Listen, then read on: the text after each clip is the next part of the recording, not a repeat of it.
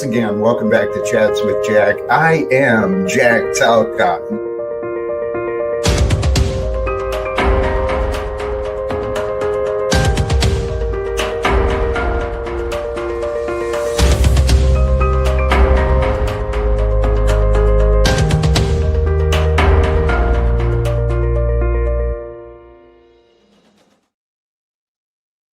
And greetings, blessings, salutations, and love. Once again, welcome back to Chats with Jack. I am Jack Talcott, and I'm feeling filled with inspiration, a lot of faith, a lot of joy, a lot of excitement, and there's a lot to talk about. I've taken a couple days off. This is the first time Jack is back in a couple of days, so to say.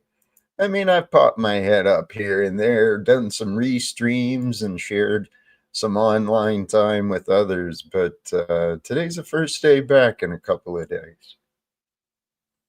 The idea today is some Sunday fellowship and praise. If we can share time together for those things, well, that seems like a constructive, right? A productive use of our time together. So, yes, my brother, it is Jack Talcott, man. In the background is a reminder for us all. Let's rest in the peace that surpasses all understanding. I mean, today, just kind of having some fun with the images, but truly, if we want revivals, we must revive our reverence for the Word of God. And I do. I feel abundant with faith, and I'm present with God's love again today. I hope you'll join me in your own way of feeling abundant, feeling aligned with God's love and your love. Because your love is important, man. Just like my love is important. The love we feel, the love we desire, it truly is the love who we are. It's the thoughts and the opinions, the patterns of judgment, the belief systems. That's what gets in the way of our love. Blessings to you, Andy Lignale. I'm not sure how to pronounce that. Blessings to you. Welcome back. Have a great stream. That is the goal. And love to you as well. Austin Murphy, blessings to you. And Jeeps, what a treat, God. I tell you what, man. This life I'm living, it is so filled with all of these amazing, humorous, challenging characters. The world shines so beautifully with everything, the way that it is. And we get so worked up in our minds and get so frustrated and so convicted. We just go to town, we go to war against each other. And really, every act of war is a war against ourselves. For every moment engaged in battle, that's time denying oneself from learning, from growing, from loving all that life can bring. Sure, there's joy to be found in a battle and a victory, but you know what? You live long enough and you be through enough of those nonsense, and it's like, nah, man, I'm not really excited to go fight again. It's like, no, let's do something new. Let's do something different. And along those lines of new and different, I do intend on doing some more of the old. I'm going to drop the link here soon. Much love to all of you. Sincerely, this adventure I found myself on, holy cows, man, this online stuff, crazy. Hey, save trees all day. I hope you're talking about this lighting. It is kind of bright and it kind of shines a little bit. It was all by accident. I really don't know what I'm doing, and I was wondering, does this look okay? Because I never know, man. Tommy, I was thinking about you too, man. What about long enough of passive looping nonsense? Passive looping nonsense. I know if I dropped the link, you would be right here to explain that for me. But I'm going to struggle through it on my own, right? Because that's something that you and I seem to have similar, Tommy. You and I, we. It seems like we'd rather struggle alone rather than have ease with pleasant company. It's a pattern I've lived with quite a bit.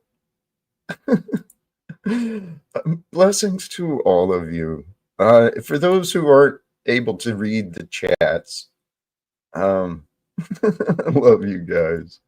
Hey Jack, I'm having a consensual orgy party and I'd like to extend an invitation. After all, I'm calling it Katapalooza. Holy cows, man. Daniel Barry Sports Highlights. Happy Sunday to you as well, my friend. Hey, you know what? I got some notes, but a big part of this adventure with me is who shows up. Who shows up? What's the energy going to be? And most importantly, what direction is Jack going to go? I'm committed to a few things. Number one, being grounded. I'm tired of getting all emotional and yelling at people, and I'm really tired of that. I really am. It's gotten old for me. Here's a couple of thoughts, though. It's something I'd like to try and figure out how to incorporate in this real life experience I'm having in the online panel verse. It is real life for me. While it is, electronics and data, it's somewhat real. There's a thought I recognized earlier. Clarity is a byproduct of trust. Okay. There's a connection between mental clarity, focus, the details, and trust. It's through trust that we'll find a clear mind. It's through trust that we're going to ask and receive answers. There'll be a more open exchange of information if there's trust. And so that's why with trust comes clarity. And you also got to consider the opposite of trust. If you lack trust, you got some insecurities, you got some fear, perhaps some defensive posturing. Well, all of that takes up mind space, right? And in the activity of mind space, occupying you to prepare for a battle and, to go to war, you're missing out on some of the details that might be right there. You could consider some of the details differently than just through the lens of a warrior. Clarity is a byproduct of trust. And perhaps trust is also a byproduct of clarity. Because as you have a more clear relationship, a more clear idea of what a thing or a person is, with that clarity would come a familiarity. And with the familiarity, there is our trust. See, life really it's just simple paths of logic. It's all reason and computation. Reasoning, that was a topic I was considering earlier today. Maybe we'll get into that once I open up the link, but consider these ideas, please. We live in a cause and effect realm, this experience. It's one thing leads to another. That which was plus that which is creates that which will be. It's the Fibonacci spiral, the spiral of life. It's all quantifiable and measurable, and yet it's not. It's all temporary, very elusive life is. So another, along the lines of clarity, I started thinking about what is clarity, mental clarity specifically. You have the difference between conscious living with clarity and then subconscious living, where you're reactive, you're very destructive when you're living in a subconscious state without consciously choosing all of your choices and all of your replies or responses. That reactive tendency, it appears to be protective, but it's truly very self-destructive. It's part of our design as human beings. God is so perfect. God is so perfect in the way that everything is made. If you trust there's a perfection, if you trust there's an order to everything, your mind can start to see it. That's what I've started doing. I started trusting that there's a perfect order, that this God that the religions go to, this God has been totally underestimated. The power and the control of God, that's all it is. There is nothing outside of the power or control of God. And the perfection of God, it's there. It's there to be seen, to be known, to be realized. It's to be accepted. And then once you accept God's perfection and God's control, then you can start to trust it. But until you accept God's perfection, God's control, you're going to think you have to be in control. And you got to fight for control because everybody's going to fight for control. And there's no control. There's really no control. Absent from God, there's nothing. There's chaos absent from God, for God is love. And united with love, there is nothing to fear. There is no problems. Everything is okay. It really is. From some perspective, despite the pains, and here I admit with humility, it's easy for Jack to say these things. Oh, everything's perfect, right? Yeah, you got it easy, Jack. Yeah, I kind of do. I realize that. I feel blessed. I truly do. And I hope you can feel blessed being you. Because if you can feel blessed to be you, guess what you're going to show the world? That you're a blessing. Hello. You feel like you're cursed? Guess what you're going to show to the world? Your curses, right? Your hexes. You're going to project out all your insecurities. You're going to vomit out all your worst case scenarios. I used to live like that. I'm so grateful that God allowed me to change, man. Because truly, I don't know where this life is going to take me. I really don't. Hello, Jack. You know what, man? I'm just going to go ahead. Brown's boy's a little dense, Austin Murphy. Give him patience. Be patient with him. He seems a little bit slow. He likes to repeat things so he doesn't forget them, I guess.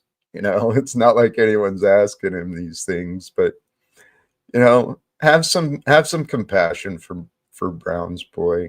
He's not as with it as you and I are. When Arpol told me Jack Talcott was a lolcow, I should have taken his word for it.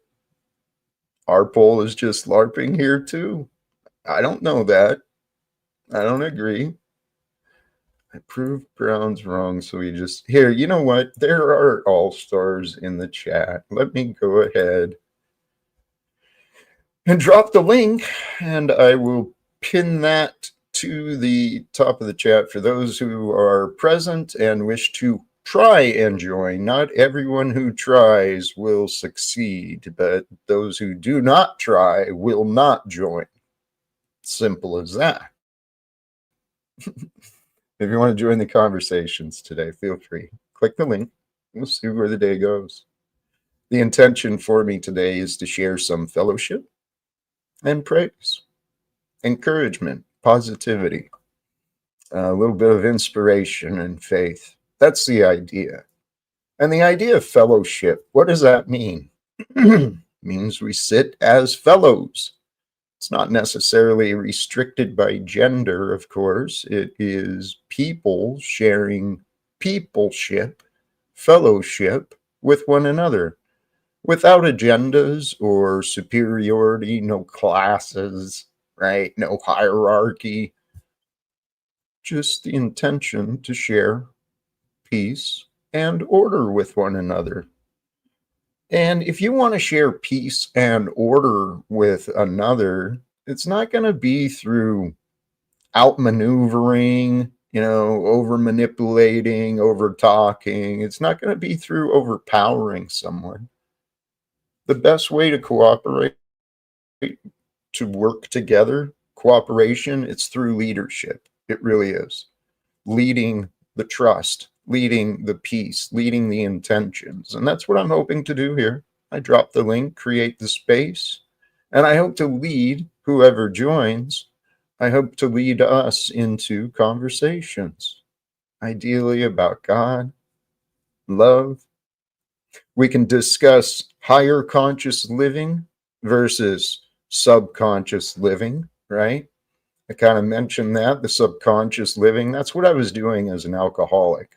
I didn't realize it, but think about it objectively. If you consume yourself with an addiction, your time and energy, especially your mental focus, it's going to be towards that, fulfilling that desire, whatever the addiction might be. And we can get addicted to these ideas. But once we attach ourselves to an idea, to a plan, to to a thing or a person, we've ruled out everything else. We're just limited thinking. And that limited thinking is a subconscious, absent from the higher conscious way of living.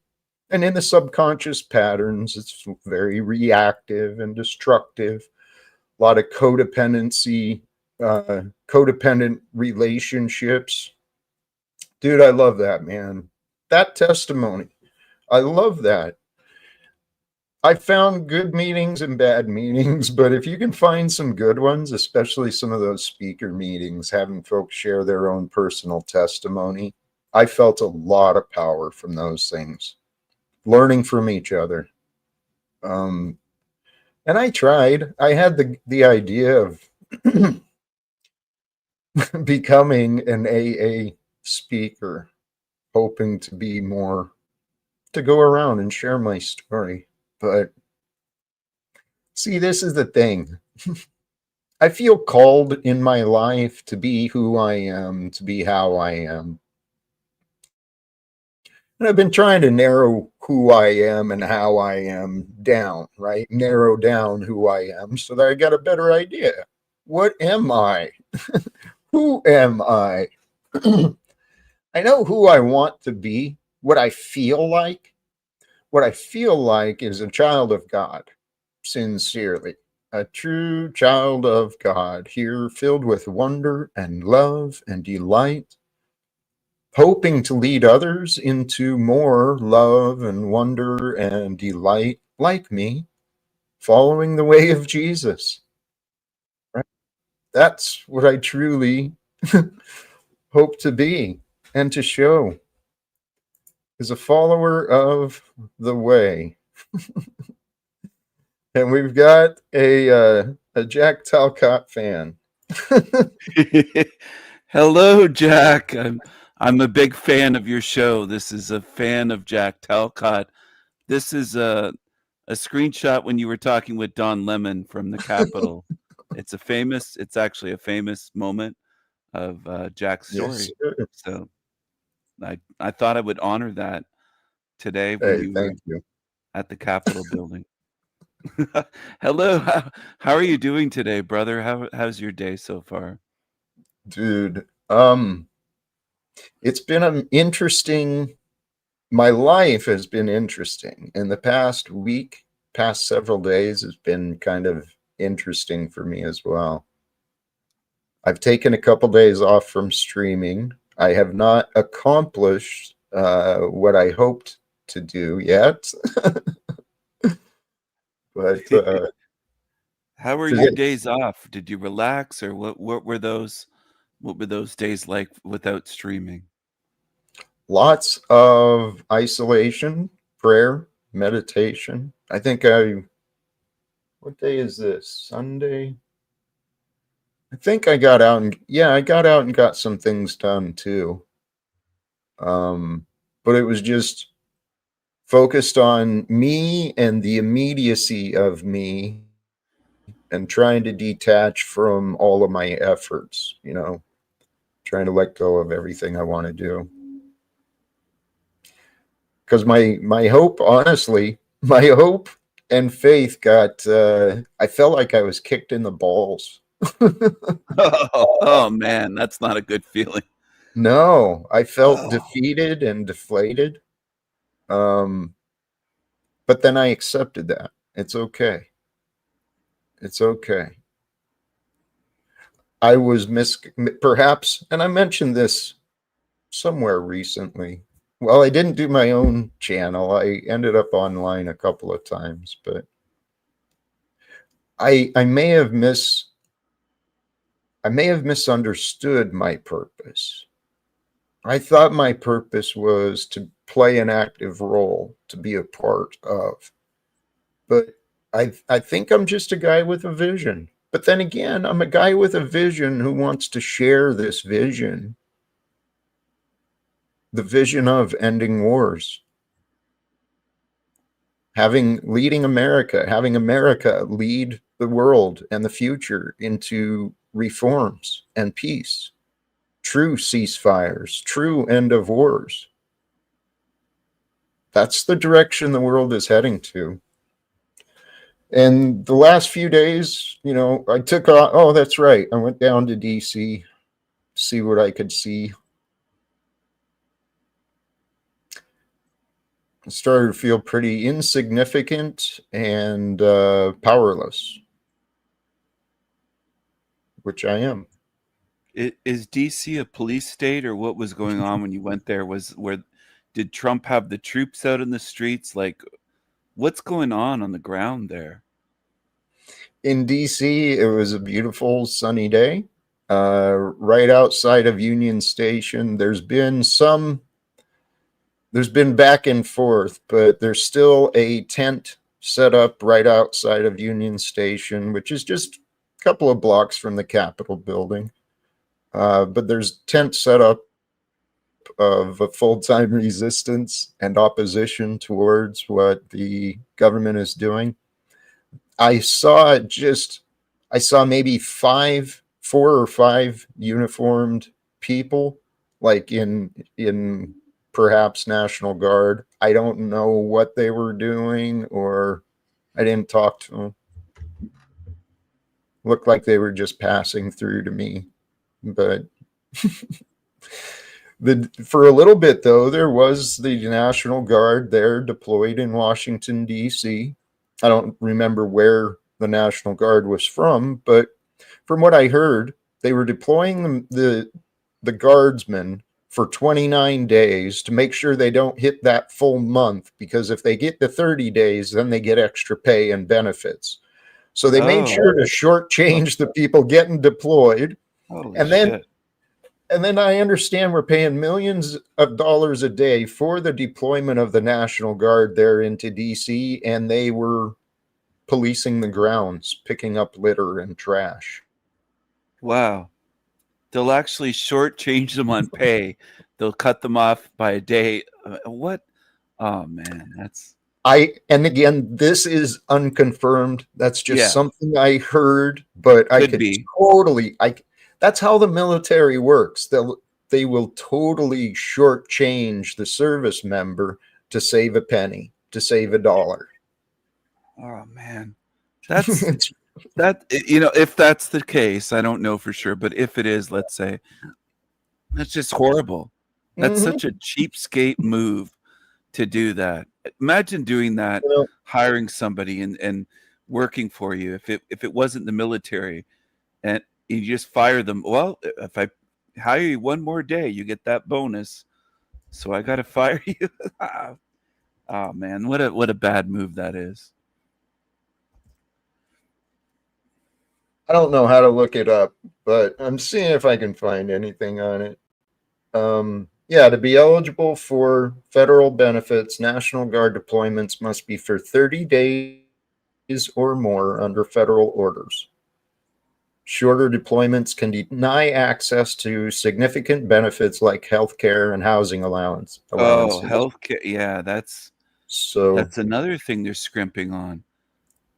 Just like yeah. corporations won't hire certain people full time because they can get away with it. Oh man, 30 days. There it is. Well, and Less than again, 30. I don't know the details of Yeah. the orders that these other people had, but that was something I had heard that was reported is that, they were limiting the deployment just to make sure they didn't get that full-time credit, right?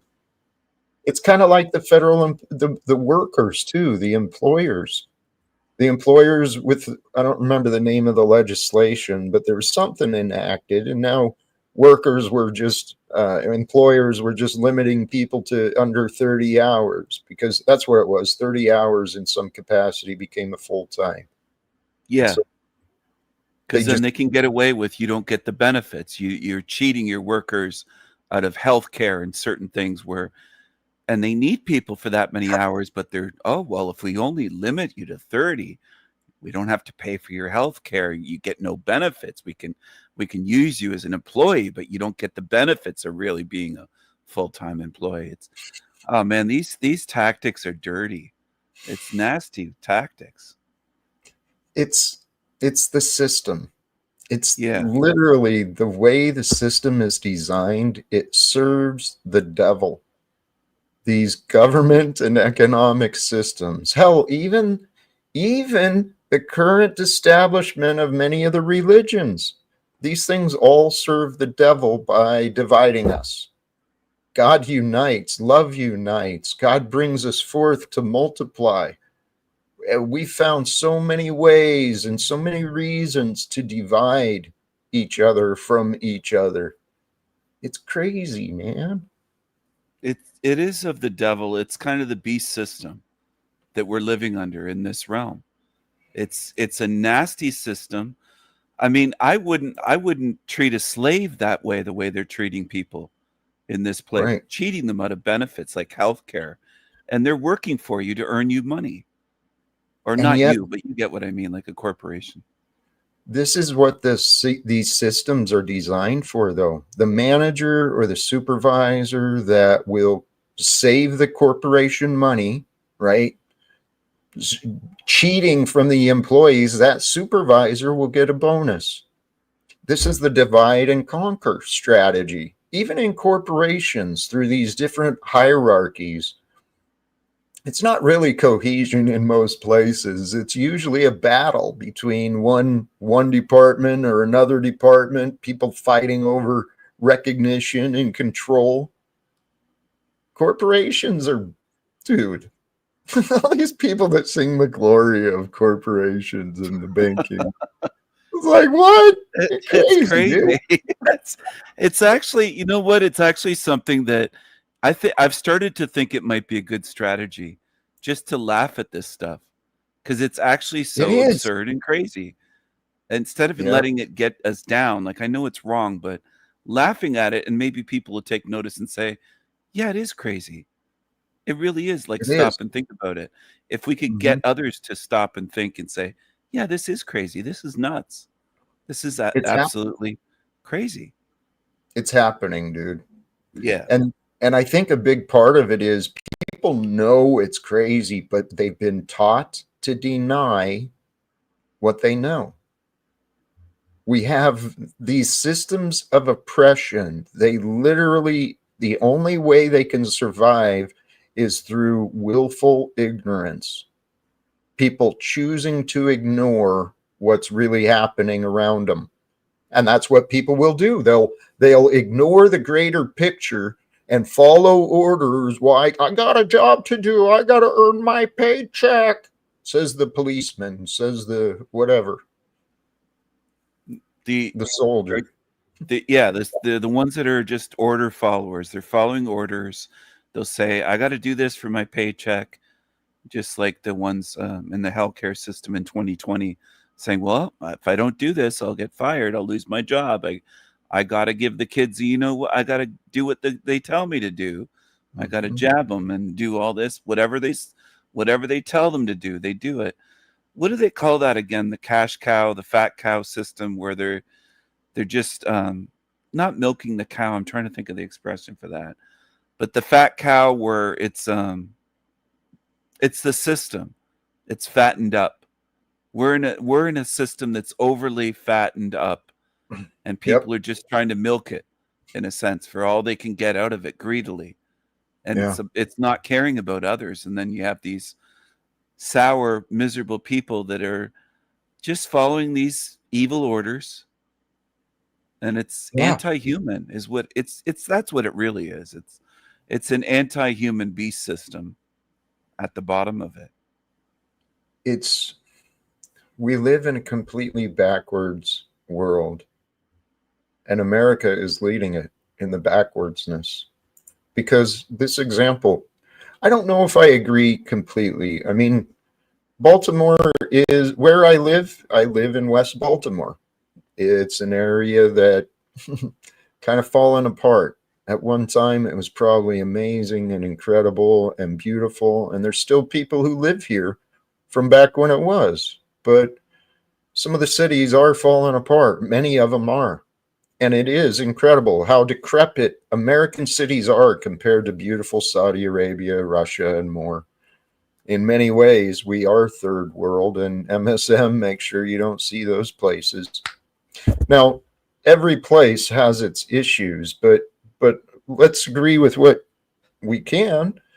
I mean, I went to Detroit shortly after, I don't know, the 2008 crisis. I think I ended up in Detroit and seeing that beautiful city just kind of falling apart, and then seeing the falling apart that is here in Baltimore. But behind all that, I've only been here in Baltimore since May. But behind what's fallen apart, there is so much strength and beauty, art and culture, so many cool things in the communities. When I get more connected, then we're going to know more here in Baltimore. But Yeah, I have heard that there's great architecture, just Mhm. like in Detroit. There definitely is. Detroit used to be known as like the Paris of America. It was a beautiful, glorious city with great architecture and libraries and just amazing buildings. And it's a shame to see anything degrade and decline this way. Sometimes some people have said that this is the end of the empire, the American empire in decline, that the West is in decline, not just with our cities, but infrastructure, roads, highways, just societally, our morals and everything. What are your thoughts on that, Jack? Do you think that there will be an end and then a rebuilding? Do you think there might be, we're on the way down, but then we'll be building back up anew?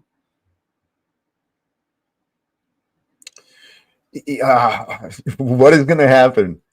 That's the question I heard. Yes, Yeah. we are watching the self destruction. We are watching the end of that which was capitalism and American supremacy, and many other things are shifting, they're changing. But what I truly see a potential through peaceful innovation, right? Creative cooperation. We work together. We have the potential using the technology, the logistics, all the sciences we've learned. If we work together, ending the wars, we can end the wars on everything. We can overcome poverty. We can overcome disease. We can overcome the migration issues. We can overcome all sorts of things. And I believe it can happen like that. And I think that's what the prophecies are. The prophecies from the various cultures were about the descent of mankind living into these subconscious ways, warlike and selfish and greedy, all corrupted. But the change, the new kingdom. It is ours. Do you think it Yes. can be? Yes. Have you heard of the guy? His name's not Jack, but it's close. Jacques Fresco, the Venus Project. Yes. You ever seen that where there's these documentaries and how we could build better so we don't have to be slaves to our society with these homes and technology? If we used innovation, we could have such a better society. And he has a Yeah. vision of these like earth homes and modern Hmm. cities and robots building them and stuff like that. And Jacques Fresco. It's Yes. called the Venus Project. If people want to look into it, I'll drop a link in the back chat. It's pretty cool stuff. Oh, I'm a big fan. It's that Venus Project. It's funny. Um, what was his name? Some gay dude I met at the vegan coffee shop. Sigma? He turned me on to the Venus Project. Mr. Um, Pie? no, Are it you was some guy what's back Pie's in name? I can't Spokane. think of Pies or something. First Pizer, name Jeff, I think, Jeff. Yeah, yeah.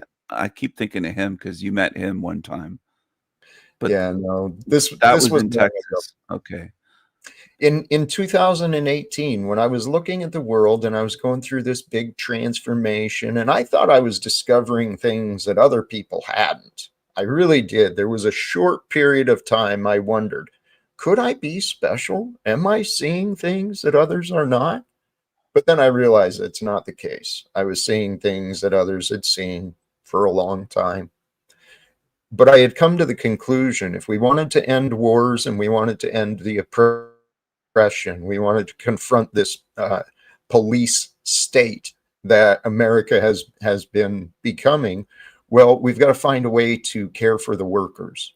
We've got to find a way to provide an alternative to the obedient employees in the military, in the police, whatever, the ICE, officials.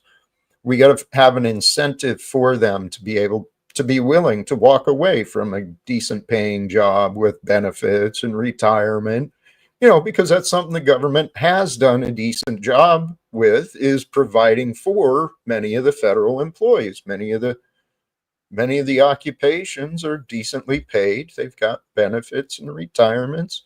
So how do you get people to walk away from something secure like that?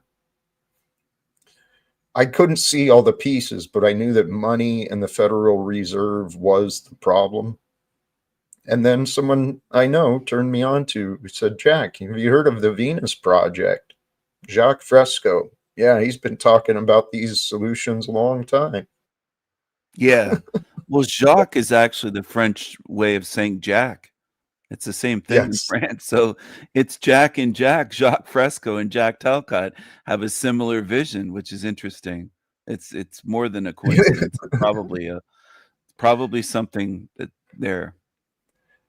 Stephen, there may be something there because there is a divine story. I'm telling you, this story of Jack Talcott, it's got so many synchronicities, it's got so many patterns and connections to the past and some great ones in the past.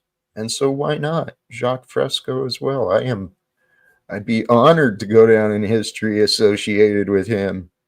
Yeah. Well, that's my view on that is we could build back better. Like when a Yes. country's destroyed from a war, we can rebuild but build better and smarter. So people don't have to slave away their lives until they're 65, 70 years old in some cases and broken down. If we use robots to build the cities, the homes, and do a lot of things with greenhouses that are automated, sorry, and the vegetables are grown and picked by robots, and I mean, people should Yeah. be set free from a lot of this toil so that Yes. we're not breaking our backs doing back-breaking work, taking in the Mexicans, the Right. migrants to pick our fruit, and like there are better ways, innovation, and I think that's what this Jacques Fresco guy is about. So I respect that. What you were just saying actually inspired an observation. I wonder if slave labor has actually prevented innovation. I You know, think it probably has to a degree. there's I know there's been development, right? There's been development in the way that crops are harvested, and there's been a lot of innovation to reduce the amount of human labor in agriculture and stuff. But I wonder if that's the case because I can't remember the story, but I think it was an tomato picking machine was developed because workers went on strike. And so they had to invest money in an alternative. Um, Sorry, that was an Well, if abstract we thought. cut off somehow, like the workers that they call illegals that pick our vegetables and fruit, they would be forced to innovate and to use equipment and perhaps automated greenhouses and things because these people are actually slaves. They're paid, but it's slave labor. It's backbreaking work to do work in the fields. It's really backbreaking work. So Right. it's kind of like paid slavery in a sense. Like there's some pay, but it's I think it would be better if Fresco's vision of society where people aren't just breaking their backs to feed others. Right. Or or at least if there was some way for these men and women who go out in the fields and harvest and they break their backs to do so, what if they were provided with a decent home, right? Where with support for upkeep. They even had cleaning services taking care of their place or whatever. What if we And provided yeah, support for the workers? they deserve better. Is Absolutely. basically what you're saying, and I agree. They deserve better. They deserve better treatment. They shouldn't be living in these little shanty towns where I've seen documentaries of some of these migrant worker places where they're working in the Yes. fields. They're living in horrible conditions and they're It's trying to send slavery. money back home. It looks like slavery. It is. It looks like modern day slavery. They don't have health care because they're not legally working in America or Canada. So if they break an arm or God forbid they have an accident where they on their ladder climbing trees and they hurt their back or break their back, like it's a dire situation. And I don't think people should be put into these situations in 2025 in the modern world. We're supposed to be the richest country in the world, and it's a terrible thing. So I agree they should be provided for much better treatment. It's sickening actually what goes on. It all comes down to these systems that people have grown dependent to and accustomed to. The systems of economics, politics. It's all a dance. It's all a charade. It's a theatrics. It only has power because people think it has power. And here's what's happening right now. Donald Trump, seriously, he's an example of he's batshit crazy. I mean, he represents America and the batshit craziness of America. We Yeah. got to do something here. Well, there's unfortunately there's millions that are batshit crazy. I It's not e know. it's not even a rare thing. I mean, it's a norm. It's basically the norm these days, and we have to deal with this. Okay, Stephen. And so, yes, you're absolutely right. And this is what I realized. I look at life as it's an RPG, it's a role playing game. We're all playing these roles as who we are. And like an online role playing game, you develop your character as you go. Well, I started investing in my education and my experience, and I feel like I changed my character quite a bit. Why did I bring that up? There's a reason. We're here we're here for similar purposes to discover who we are and the strategy game. Okay, so in my mind, Stephen, I got the idea that God is everything. And that includes me. I'm an aspect of God, but I am limited in my awareness, my consciousness. I don't know what the rest of the universe knows. So it's like me and God. And in my life, that's what the world showed me too, because I got kind of excommunicated from the world. But so it was me and God. And so I started looking at this as a game of strategy. So what you said, Stephen, sorry to go on so far, but bringing it back to where you were, the cards are stacked against us, right? Because the path is not clear. There's so much, there's an overwhelming amount of confusion and chaos, bitterness.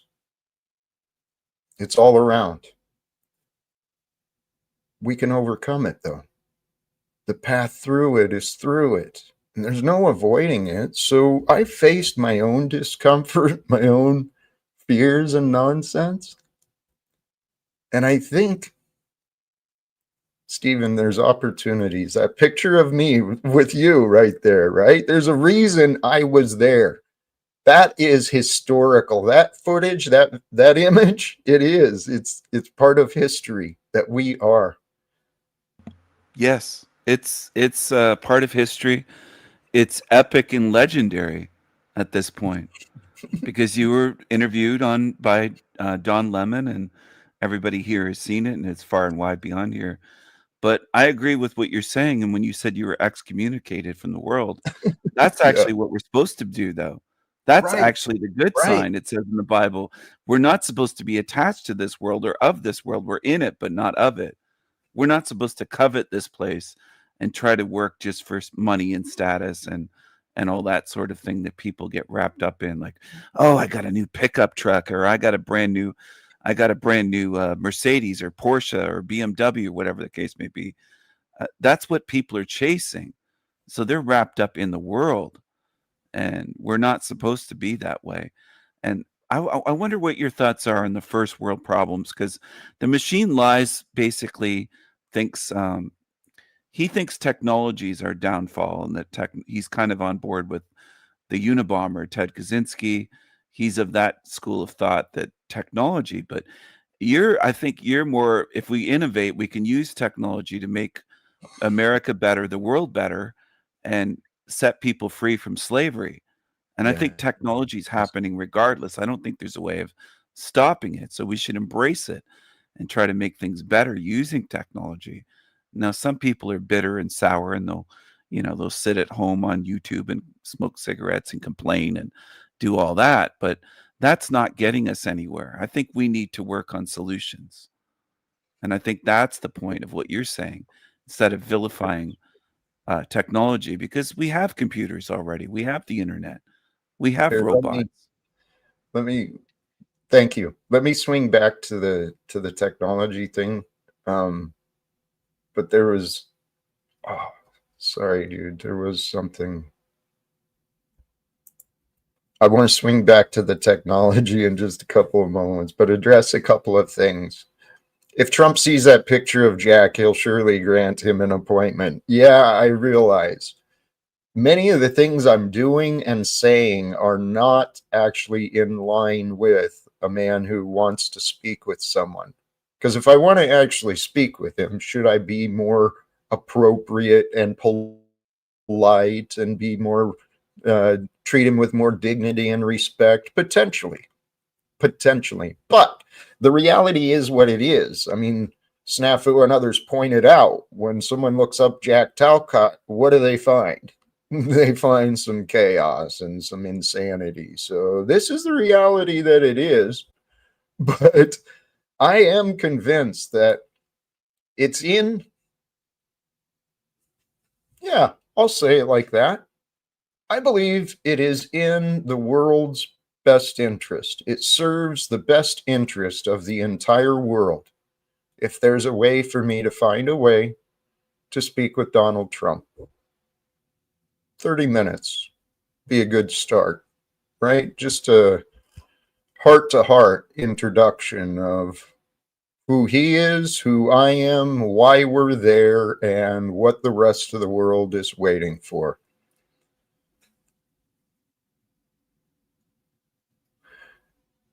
what I hope to offer back to the technology in my old life, and back to what you said too, Stephen, what happened to me about getting divorced from the world, I fought it. I resisted it. I didn't realize how attached I was to my son, to my career, to the idea of a paycheck, the idea of a good reputation. I was attached to all those things. Hey, I just Googled Jack and went to images. Picture him talking with Trump. This is real life, man. So why not? I'm going to have to get his attention somehow. And I actually think Donald Trump is radical enough that he would listen to a guy like me.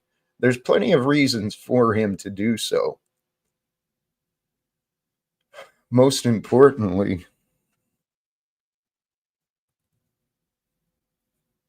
well, he doesn't need to listen to me.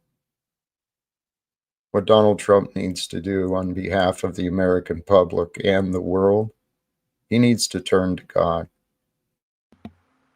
Yes. He needs to repent from his ways. Yes, he should repent from his ways. That would be a good start, most definitely. I wouldn't feel too bad. They're talking about if they Googled Jack Talcott, but if they Googled some of the real names of people in the chat room, I'm sure felonies and things would come up. I mean, there'd be a lot of shit that would come up on Google if your real names in the chat room were Googled. So people Hey, shouldn't be too quick to point fingers there. They're not exactly you know, innocent. thank you for that reminder. We've all got our records. We've all got our past mistakes. Every one of us, you can go into every one of our lives and probably find someone who doesn't like us, who doesn't trust us, who thinks we're wrong. And sometimes they might be right. But what's happening in this world, it happens moment by moment. Life really is lived only today. And it's always today. And the reality is, we're making it up as we go. I mean, so it seems we're realizing and we're discovering life as we go. And if we can have more compassion with one another, if we can share more trust and attention to one another, we'll overcome all these nonsense reputations and stuff. Yes. Yes, I just thought it was funny because everybody, if you looked into Trump's past or anybody else, Oh, so I mean, it's not just one person on here. Let's get real. But it's happening now. You said it's happening. Well, it is happening now, and I think a lot of people get wrapped up in past and future, but it's all now. That's the way time actually works. It's all happening now. speaking of now, Trexty with the contribution, blessings and thank you to you. The dogs rules my life and has decided we're going for a walk. Much love to you, Jack. The ideas of ending wars are not small or insignificant, so stay true. Trust God. Much love to all here. Enjoy the walk, my friend, and blessings to the beasts that are with you. Have have a good walk, Trexty. Give your dog some pets for me. I like dogs, and was that euros that she donated, or what kind of shekels? That's Yes, fine. yes. I believe that's Euros. 10 euros, Oh, which okay. is, I don't know the exchange. I think that's So more than 500 just 10 Canadian or bucks, man. something. The It's, exchange rate, yeah. It's Canadian dollars. It's monopoly money at this point. these exchange rates, right? It's like, oh, there's excuses for everything. Ooh, excuses for everything. My mind was thinking about the absurdity of currency exchange. One fiat currency into another fiat currency. My piece of paper is worth more than yours. What? What? Yeah.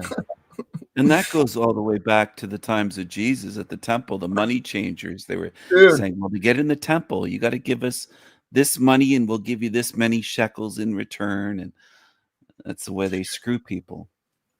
And it's happened. It's happened in the devil's world throughout time. I've said this before, and there's people who want to disagree, but I don't think it can be proven wrong.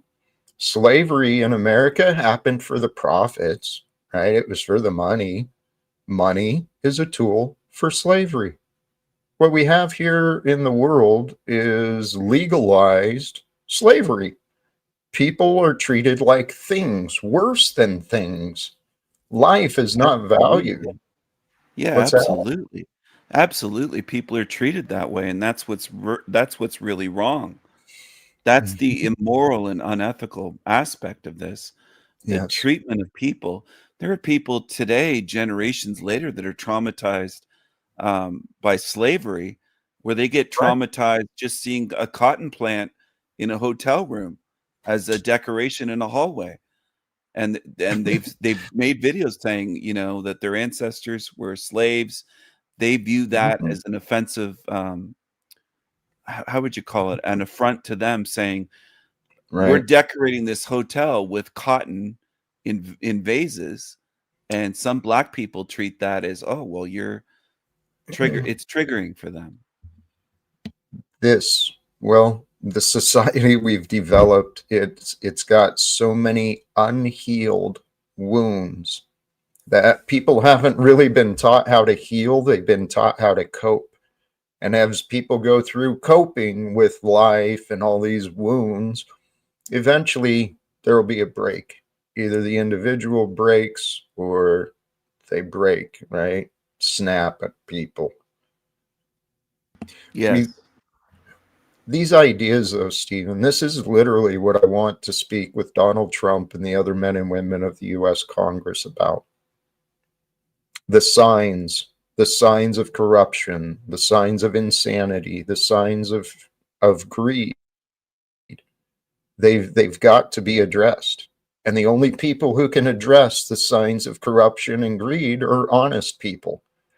I don't know if we got a lot of honest people in Congress. So that would mean it's up to us as people.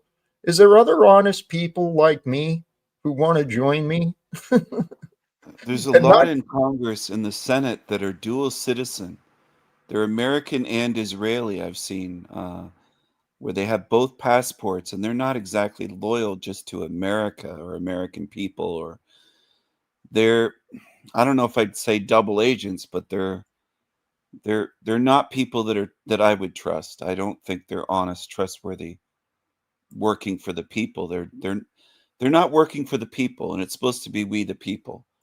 They're supposed to be representatives of the people. Now, how can they be that if they have dual citizenship with a little country in the Middle East, uh, that they seem to be favoring, and they don't give a shit about the Palestinians? well, along those lines, there was a topic that I considered going online yesterday to discuss the idea of Zionism, how the the Zionist ideals and the Christian Zionist movement, how it's truly been influencing the American governance and administration for some reason. And that's not healthy.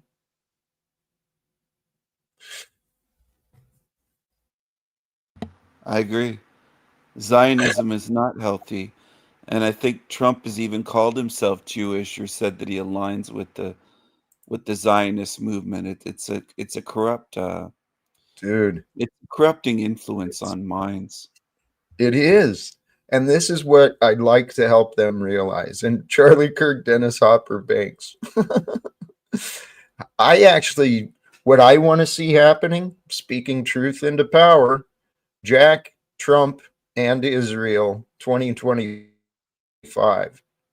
Let's have some conversations together. Me, Trump, Netanyahu, um, others. Well, that would be interesting. Netanyahu, Jack Talcott, Trump, and Netanyahu summit. We would need at least one other honest witness because those two together, They have been enabling each other's criminal behavior for who knows how long. But they're certainly comfortable bedfellows. And I see the relationship with Donald Trump and Netanyahu and some of these other leaders that Donald Trump is associated with. Um, where was I going? They're out of their mind. I mean, You that's the need point. another honest witness, maybe Trexty. Oh, oh, criminals enabling criminals. Criminals are enabling criminals in the public. Full openness. What are we going to do? Are we going to continue to sit back and wait for authority to deal with the criminals? Or are we going to be honest and say, no, we can do something. We can do something more. And maybe some of the things we do that is more, maybe we recruit some of these costumed individuals, you know, in the FBI or in the law enforcement who can see the insanity of what's going on. The behavior of the government, the charades, this government lockdown, what Donald Trump is doing to the federal workforce is disrespectful. It's not honorable, and it's not healthy for our nation. I kind of got on a pedestal there, didn't I? Or soapbox. That's what I mean. Yeah, it's okay. Some of these we're ruled by war criminals, and it's Yes, about time that people should stand up and say, "I don't want that anymore." right. And let's do it. What do we got to lose? Just our lives or freedom, but what's the point of a life for a freedom if you're not going to stand in the way of oppression, um, authoritarianism? Yeah, I mean, you have to stand against that to have freedom.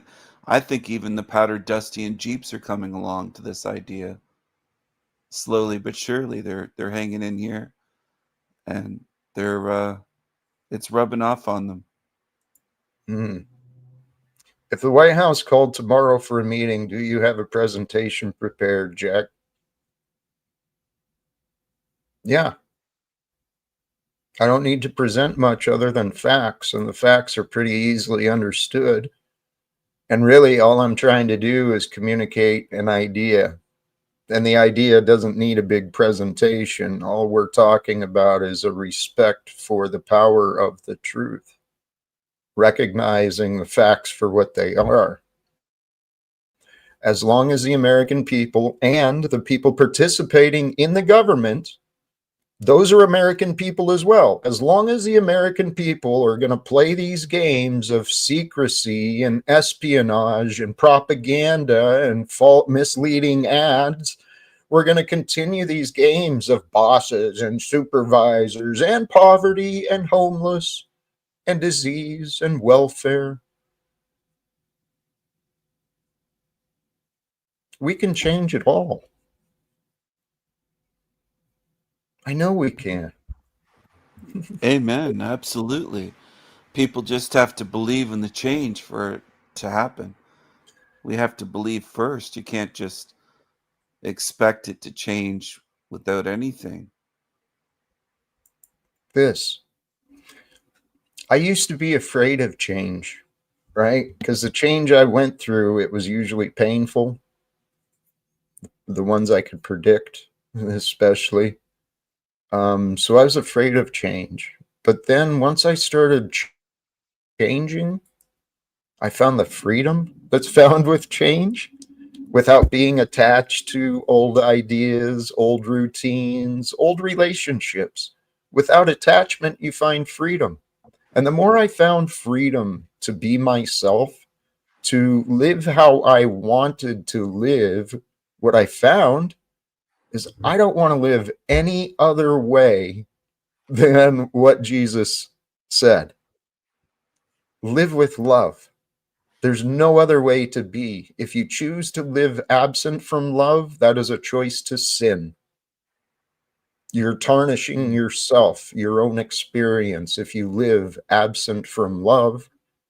And the quickest way to find yourself absent from love, don't respect the truth. You disrespect the truth, you deny yourself from accepting what is real, you start living with guilt and blame and resentment and shame.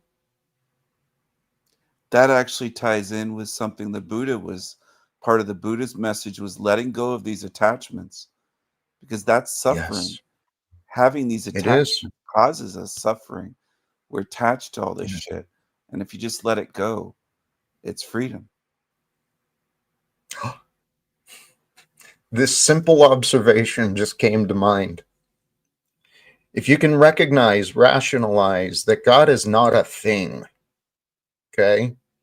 God is beyond limitations of space and time. It is not a thing. So become attached to no thing. Become attached to nothing. And then you have everything. You got space for everything too when you're attached to nothing. And if you know God is nothing, but more than that, then you're aligned with everything. If that makes sense, that's the way. That's the simple way. Yes. Yes. And keeping it simple, like simplicity, can also be freeing. Living with simplicity rather than trying to make everything so complicated and worrying about all sorts of things and getting loaded down. Just Yes. simplicity. It's freedom. That, my friend, that's what I was finding for myself. Here, we've got another guest. I want to bring him right up. Excuse me. Welcome back, Hanko Flamio. How you How are doing, you brother? doing, Jack and Steven? Hello, Frank or Hank. Sorry, Frank. What am I talking about? I was seeing Frank's a couple Franks in the chat room. That's what happened. That Yeah. Frank Monday didn't come up. No. Oh yeah, he's here, but he didn't come up. Uh, So how you doing, Hank? What's going on, brother? Pretty good. Very eventful Sunday. Um, was going to work on that the debate prep, but I saw you were live, so I decided just to come in and talk to you instead. Hey, I appreciate that. And let's let's swing back to this because I do want to discuss that if we can, Hank. Um, this comment from Chris, it's kind of abstract from where we were, but this is something that I was considering about as well regarding the claim of Zion and the Israeli state is the historical fact of a lot of the the Ashkenazi group that may have or may have not transformed, just assuming titles, assuming identities. We've created this whole world system, these state systems, the political systems. It's all based on imagined identities. The only thing that separates a Palestinian child from a Jewish child in Israel is the belief, the idea of the difference. They're children. Adults yeah. are just grown children. Well, they're both Semites, right? They're both supposedly they're supposed to Well, be both Semites, and they both believe in not eating pork and circumcision. They have a lot of common ground, actually. Like they're not that different, except maybe a little bit of skin color difference, but that's nothing. That's Is it possible that there's a little more there than just the identity of with the state they're with, with the football team, whatever it's thing? Maybe there's a little more there because their history goes way, way, way back, like 10,000 years that we know of. So. but that's just it. Some of the, from my understanding of the Ashkenazi Jews, many of them were not part of the history. They just assumed the title to create themselves a safety between the Christian and the Islam wars that were happening. right? Yes, they recently moved there. That's Yeah. also like they weren't there for 10,000 No. years. Right. That Israel's a new state and they kind of moved them in, and these Palestinian people feel like their land was stolen from them. So It was. It's the colonial effort, no different than the Europeans coming here into America and, kind of taking over the indigenous lands. That's what the state of Israel bought and sold with the Rothschilds, from yes, Britain. Britain yes, creates that's this. Lord Jacob. Sorry, but yeah, that English Lord Jacob Rothschild signed. Yeah, he was part of the creation of the state of Israel. He's boasted about it. Hank, do you support Israel? I know you like that guy Benjamin's channel, and he's an Israeli in the army, I think. But Yeah, he was from Canada, so he's from your country. So I can support Israel and Canada and the whole world. I don't I don't know about Canada, but he's living in Israel, isn't he? Yeah, he's from Canada, like where you're from. I'm not from Canada, Is, but you're is he a settler then? yeah. The settler.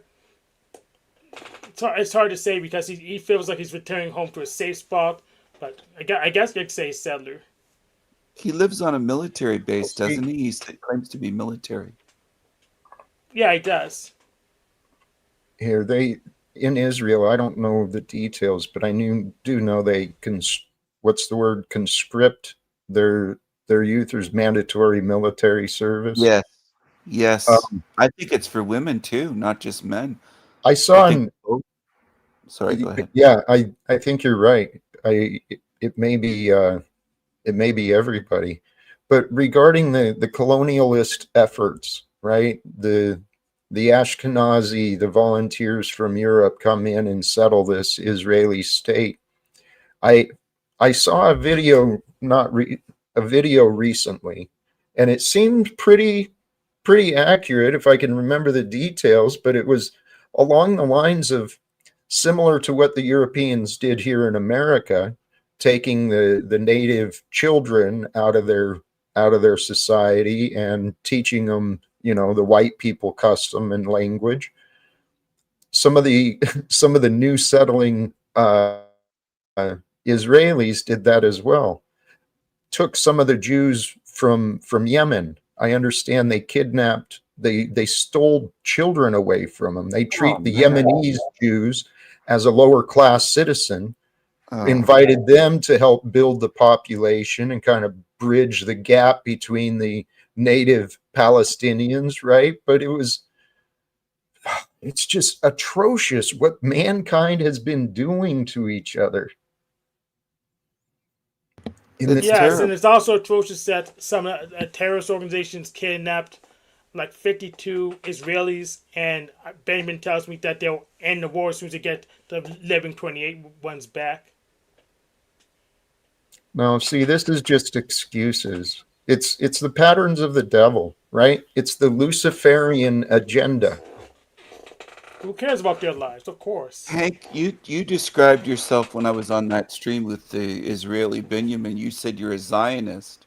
Yes, and you called me the N word 5 times, but I'm not worried about it. No, But, I but didn't. get in it now, Stephen. I'm asking you a What valid does it mean question. to be a what does it mean to be a Zionist to you? That's a question that I was wanting to talk about recently Yes, because I to me, I want Israel to stay on the map. I know many Islamic countries want to completely wipe Israel off the map and exterminate the Israelis, and I think Israel should just stay on the map. There's some peaceful resolution possible. I don't think anybody wants to wipe them off the map. Iran no, said they wanted to wipe them there off the map. yeah, there's many who, I mean, just like some of the natives here in America, But they'd probably Jack, still love to see the white people taken out, you know? they may have said that out of anger, though, at the Sure. moment. Yes. They might Yeah. not actually be planning, like really wanting to follow through. People sometimes get angry and say, "Oh, I want to wipe them off the map," but I don't Should know. you Well, say it? here's No, I'm not defending it, Hank. why do you think it should remain, Hank? I'm just curious. Well, pretty much by common law, possession's 9 tenths of the law. I mean, there's people that live there.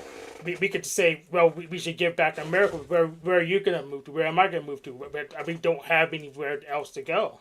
So Okay, so since it was happened in the past, the patterns of colonialism, since those were a part of the past, we shouldn't try to change it. We should just allow those patterns to continue without regard for the people who are being what's happening now with the Israeli state and these settlers. And this is why I asked. They're like literally kicking people out of their own homes and moving their asses in, saying, oh, this is our place. We're returning after thousands of years because someone told me this. It's crazy. yeah, but we can end this today, but we not. But if you say, well, we should give all the land back. Well, where are we going to move to? Are you going to go back to Britain or Germany? Where are you going to go? We're going to move to people that's already there. Alf, you can live there. I don't know. It doesn't make any sense. So we just end it today, and then we work from there. Well, right. And this is what I think the biggest thing we need to face. We need to face these systems of oppression. What is happening in Israel? It's the same evidence, very similar evidence to what was happening in World War II. And we've got so many people just watching it on TikTok, seeing it on Instagram, and just talking about it like there's nothing that can be done. Zionism. I don't think Zionism is a good thing. I think it's been a terrible thing on humanity. It's okay to have a bad opinion. I don't mind it. I don't know how you could be a Zionist. Well, the history of it, we had a wonderful conversation with the Machine Lions the other day, and he brought up some of the names and history of it. The whole idea of Zion didn't come up until 1600s to 1800s, something like that. And then in the late 1800s, this Jewish movement, through the influence of wealth, the Rothschilds, they get this agreement created. And if you look into some of the alleged long-range plans, it truly is devilish in nature, seeking to rule the world. It's evil. Like, yeah. No offense, Hank, but you're following an evil agenda. The Rothschilds and Zionism, they have an evil agenda at hand, and they do. So maybe the Rothschilds have an evil agenda, but the people who want to exterminate anyone who's have Jewish descent or Jews everywhere also has an evil agenda, and those are the people who tend to be against Zionism. The dude, you're currently exterminating the Palestinians. Yes, and the Germans did exterminate the Jews. What's your point? This is the patterns of the devil. You know, playing the victim. The victim becomes the perpetrator. To me, it's a bigger collective, right?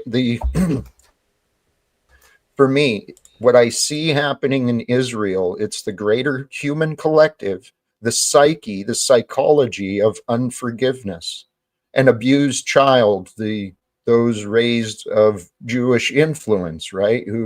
Whose families suffered this unforgivable, unforgettable experience. Well, they grow up with a trauma. They grow up with a belief within themselves. It's all, you know what? It goes back even farther than that. When the Jews thought they were the chosen people. I mean, they kept straying away, and then they collectively punished, and so they became this guilt-ridden type of people. They feel guilt, but then they tell themselves they're supreme, and then they go around doing all sorts of atrocious things. I think that's what America is doing in the greater part. We've never actually restored justice, even here in America. The way that people have been treated from the different cultures, the different races. America is filled with guilt, and then it projects the guilt and the blame out into the rest of the world. That's what Donald Trump is doing. He's playing out this victim mentality. Jewish supremacy and believing they're the chosen ones, and we're just cattle, and we're subhuman. We're just goyim and all this. It's all bullshit. It's evil. It's any type of Why can't we just let go of the guilt? We just go and let go of the guilt. I And don't just, feel guilt. I don't know what you mean, Hank. but well, you're acting guilty. No, I'm not acting guilty. I don't think I think the world we could survive without Israel. That we don't rely on matzo ball soup and pastrami. I think the world would be fine. And some people say we can survive out Canada. We just get American annex them. That's what my president says. So.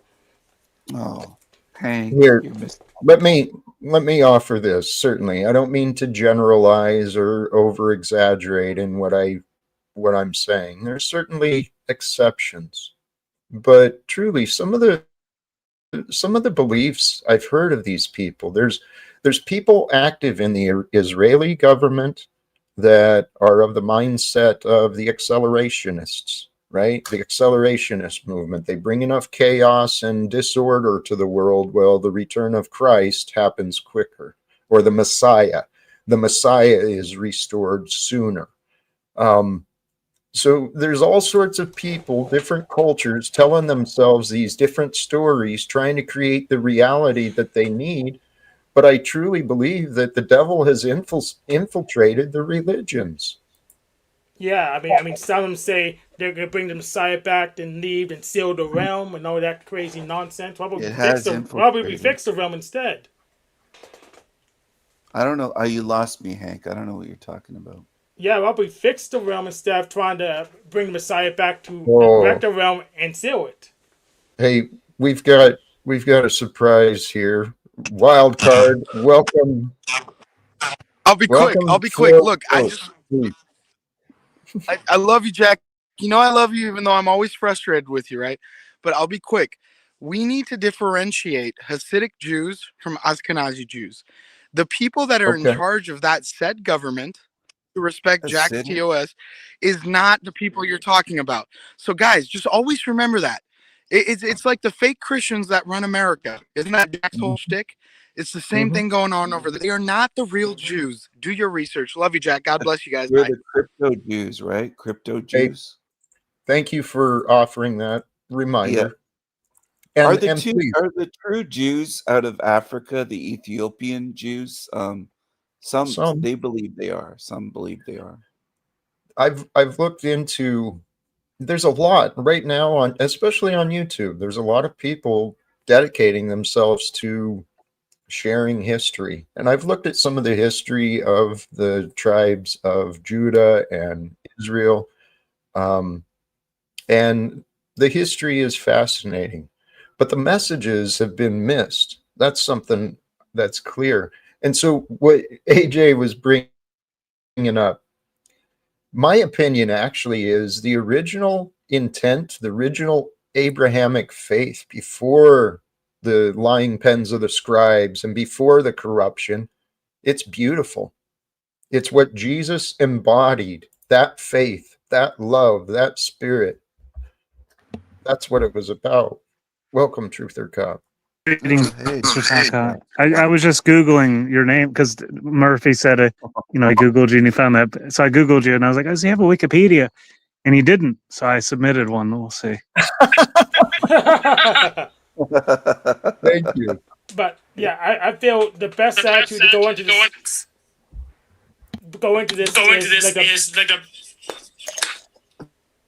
yeah, go into this with Bob the Builder. We can fix it. Yes, we can attitude. That way, we're motivated to clean up our corner of the world. Then once we collectively have the whole world cleaned up. Hank, you need a Wikipedia too. Jews? Is that what he was saying? Jesus. Y'all Hank need said Jews. earlier, where would we go? But they sent the slaves. That's Truth Your Cop was echoing. But we sent the slaves were given Liberia in Africa in a constitution that resembles the American. So they could go there. They do have a homeland in Liberia, Africa, if you look into that country. But anyway, there are solutions that we have. We don't have to wipe Israel off the map. No. and we don't have to resolve things by violence. We can do it peacefully. Am I echoing bad? Huh? Sorry. I'll be. Oh, the Hebrew Israelites, like they push this whole idea that the people are Israel. It's not a nation. Well, the Hebrew Israelites are anti-white blacks in America, though. They're kind of a hate group. They're not peaceful. Well, I don't remember the exact references from the Bible, but truly the idea of the covenant and the message from the gospel, those who are believers, right? Those who believe and follow the way of Jesus, they become the new children of Israel. The covenants are shared Yes. with us. Yes. And the Ark of the Covenant is supposed to be magical. Well, the covenants and the prophecy, it's what we all want, a world of peace and prosperity. It's what I'm suggesting with this ending secrets, ending lies. It's waiting for us. The world of our dreams is waiting for us to wake up from the nightmares. Someone at some point is going to have a conversation with Donald Trump and all of his little frat boys he surrounded himself with, and we should tell him, hey, the emperor has no clothes. You look like a fool, Donald Trump. Yeah, tell him to take that yarmulke off his head.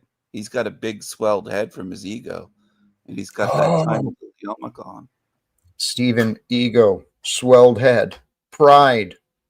Pride comes before the fall. Look at the pride and the hubris being demonstrated by the current administration, right? That is ready for a fall. And we're watching. We're watching the other nations working together to take away the power and the supremacy of the American dollar, right? The petroleum dollar or whatever it is. It's all nonsense. Yeah, the petrodollar and the frat boy douchebags on the world stage. I agree.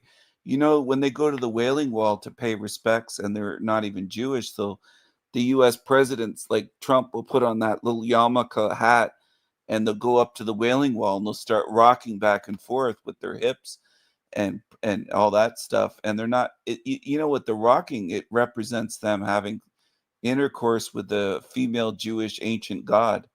That's what that's about. Well, It's absolutely insane. It's crazy. They're thrusting against this wall. humans Yeah. humans It's are insane. Yeah. even Yeah. even postulating that thought just seems insane. Why do you even think that?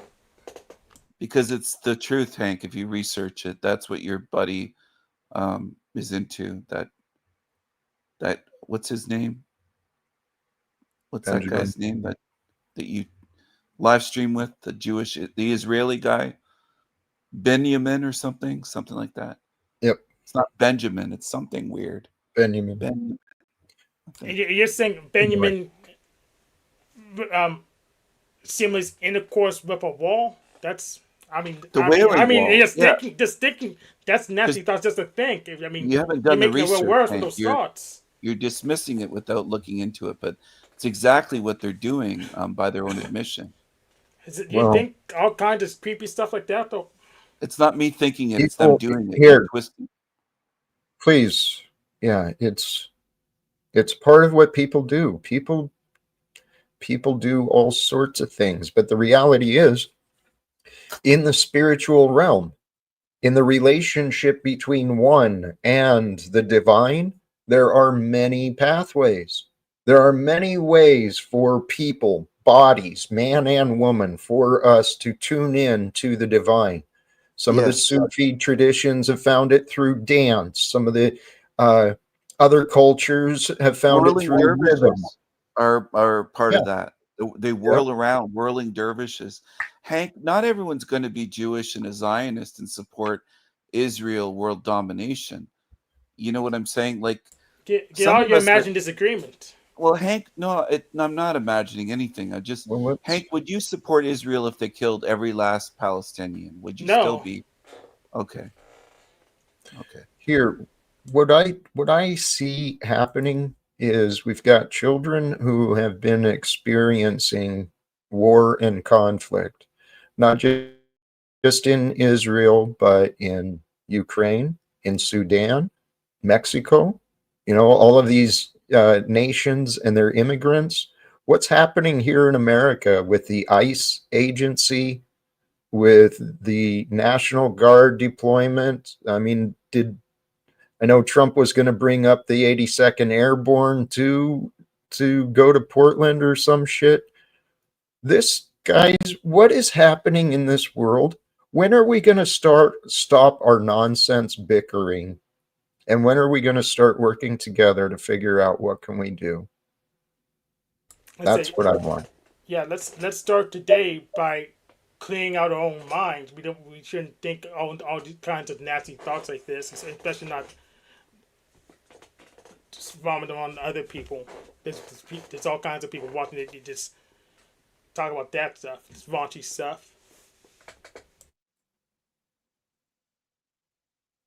Well, the idea of what's happening, I have had in my heart, I wanted to discuss the idea of Zionism, this idea of a supremacy, one group of people over another. That's the devil's game. And this is my criticism of many of the big three, right, who call themselves Abrahamic. They're built upon the same timeline and stories, I guess, with Judaism, Christianity, and Islam. Each of those has taken and putting on this hat of superiority, as though their way is superior to the other ways. And if you don't agree with me, then you're wrong. And if you're wrong, then you're against me. And if you're against me, well, the world is better off without you. I mean, that's what people are telling themselves. Yeah, I think it's possible us would live in harmony in a pluralistic world. We don't have to convert everyone to the same beliefs. I'll never convert to Just, be Jewish. Would you, Hank? well, to some degree, we've just got to convert to the belief that peace is better than conflict. Yeah. Well, that's true. I think That most people should agree with that, and how unless they're about psychotic. honesty compared to secrets or lies? Yes, I'm for that. But do you think that we could convince yet Netanyahu? What do they call him? Benny or something? Netanyahu to convert, to change his mind, not to convert. He can stay Jewish, but to prefer peace over conflict. Yes, I believe everyone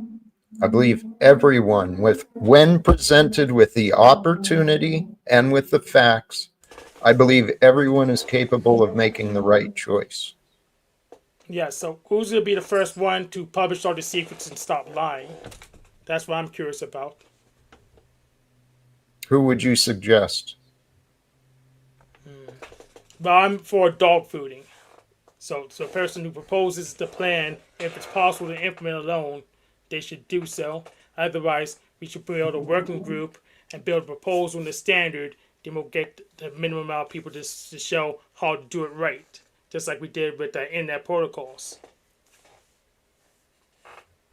So it sounds like you're not prepared for any other options. Well, we could just select someone at random and say, "Hey, you're going to just do the thing." But I think that's the problem we're trying to solve. We're trying to force people to do Hank, stuff. may I ask you a question? Who has all the secrets? Isn't it a bunch of groups at the top of the pyramid that's withholding these secrets from humanity? No, only God has all the secrets. On Earth is what I mean. Only God has all the secrets on earth. No one mortal has all the secrets on earth. Okay, but this is the point of what Jesus was teaching. We can be with God. We can see through the distortions. If you actually pay attention, you can tell when someone's lying. It's not good to always assume someone is lying. You don't want to assume the worst, and then you miss out on what is real. But your question of the question I heard you ask was who would be first, and I was hoping to get you to consider, to see what you might come up with. But for my opinion, who would be first? It would be America. America would lead the way, and it would be similar to what you were talking about, Hank. We get people involved, with the purpose of how do we start this process of disclosure safely? And that's the goal. We work together as a committee. Does that make sense? Yeah, it does make sense. So we gotta just start working on the document for the disclosure, or who do we gonna invite to the committee? Well, this is something that I believe it would be best to have the administration involved with, Donald Trump and the men and women of Congress, assuming we could get some of them on board and their cooperation. Well, they know all the details of the rules, and they've got attorneys they can go to, and we can find a way to follow the rules to select the right committee. I mean, similar, I've heard it proposed the idea of a constitution committee, that we call forth a constitution committee. I don't remember the guy's name, but a guest we had a while back was about that. It's similar to that. I'm sure we can start smaller than all of Congress and the president. I'm sure we can figure out what to disclose without them. We just need cybersecurity experts and physical security experts. We don't need all of Congress and the president just to start a write-up, start a document. Let's assume the document is already prepared. Now what? Well, we should read it. We should do presentations on it. We should educate people on it. Which people? Anyone who feels lies and secrets are bad. And anyone who feels lies and secrets are good. And so at what point do you suggest we take these to Donald Trump and to Congress? I don't know if we'll even be in office by the time we're ready, because we don't have the document yet. He's only good for a couple more years. Again, assuming we had the documents prepared, at what point would you consider because you've been avoiding these ideas that I suggest, and even still, I see you're reluctant to even consider it. But assuming the paperwork was already done, then when would you, after we take it to the people, because you said take it to the people, make sure the other people who agree that secrets and lies should end. So there's a lot of specifics. There's a lot of specifics missing. So we got the document. Who's in the group? Maybe we have a friend of Donald Trump already in the group or not. Well, are we? So there's a lot of logistics. There's a lot of supply chain stuff that needs to be done, because it's a big thing. It's not a really nitty thing. Oh, I'm just publishing a password. This is all lies and all secrets for the United States of America. It's an important thing. Mm-hmm. Hank, I wonder, based on your own opinion, do you think you're looking for problems or opportunities? I'm looking for opportunities. If it was simply as simple as publishing a password, and a single man could do that, that's not a big deal. But we're talking about all the lies and all the secrets of the whole country, 350 million people. If there's something simple we could do, like publish a password and a user account, well, anyone could do that. But Hank, I say this gently, not trying to harm your feelings, but I think you are kind of looking for problems rather than solutions. What's the problem? I mean, if we needed to do it now, anyone could just publish a password and user account. We're not talking about a password for a user account, though. It's a secret. Right. It's a secret. And that's one of Hank. the secrets we're going to get rid of. Okay. See, and you're doing this again, Hank.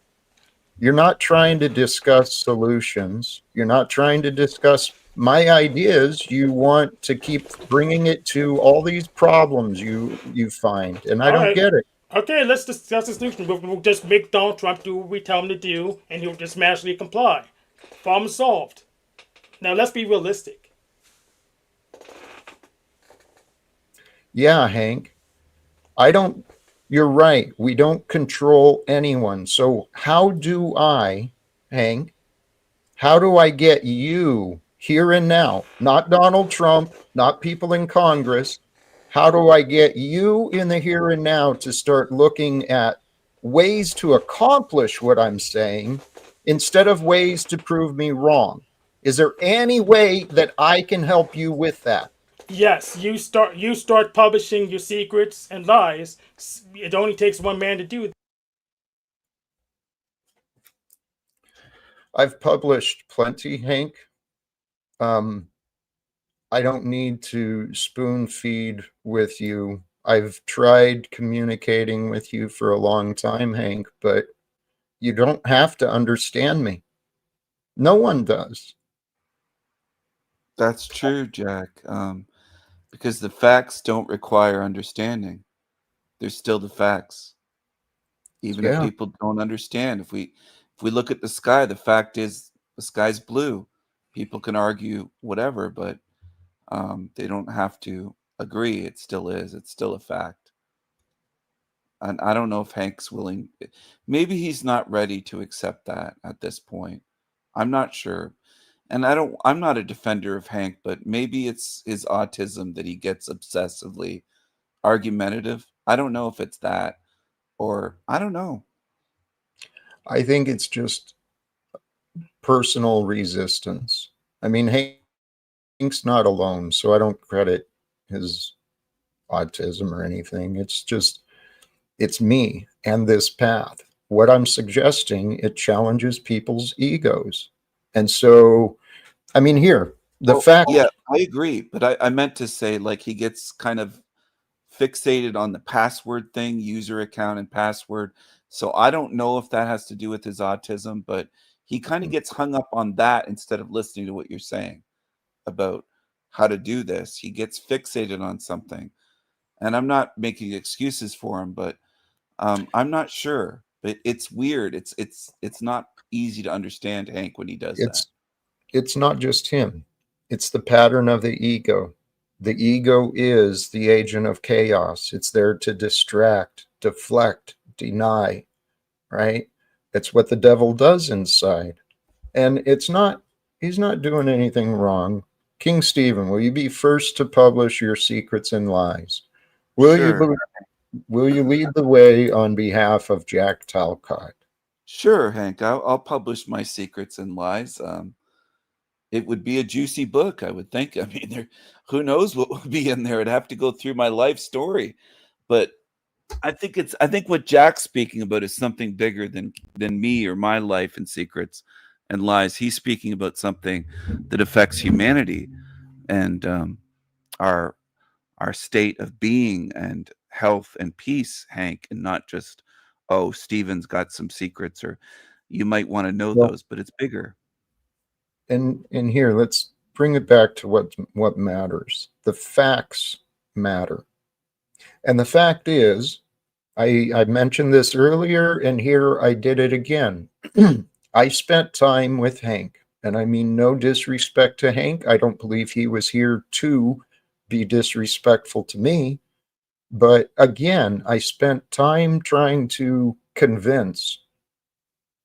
I don't have to convince. If you can't get the truth, and if you can't ask the questions you need to understand me and what I'm saying, then you don't get me. And if you don't get me, that's no problem. But please, don't expect me to answer for all the doubts and all the disbeliefs, because if you look at the facts, if we have two choices, which we do we want a world filled with lies and secrets, or do we want a world filled with transparency and honesty, authenticity, honest and authentic governments, honest and authentic police, honest and authentic lives. It's a Yeah, no-brainer, it's big picture. It's a right? bigger picture. It's so much bigger than me or an individual that Hank's a little bit hung up, respectfully, is hung up on that.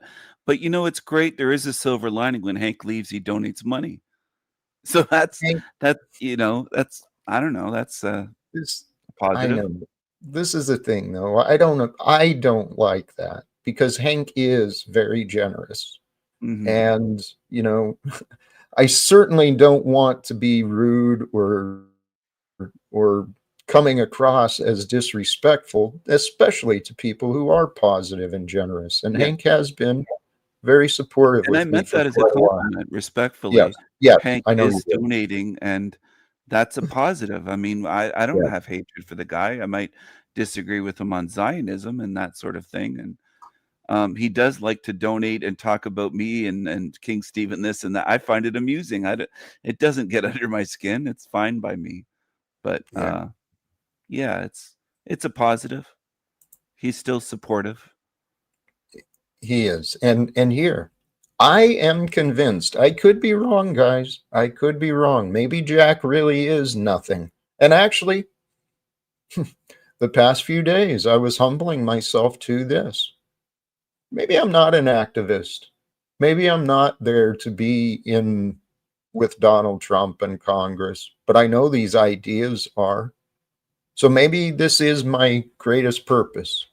I'll reach a small amount of of reach and influence here on YouTube, but I'm a storyteller who has ideas and stories about a better tomorrow, a future that's much brighter for our children, for our grandchildren, a future that's brighter for ourselves.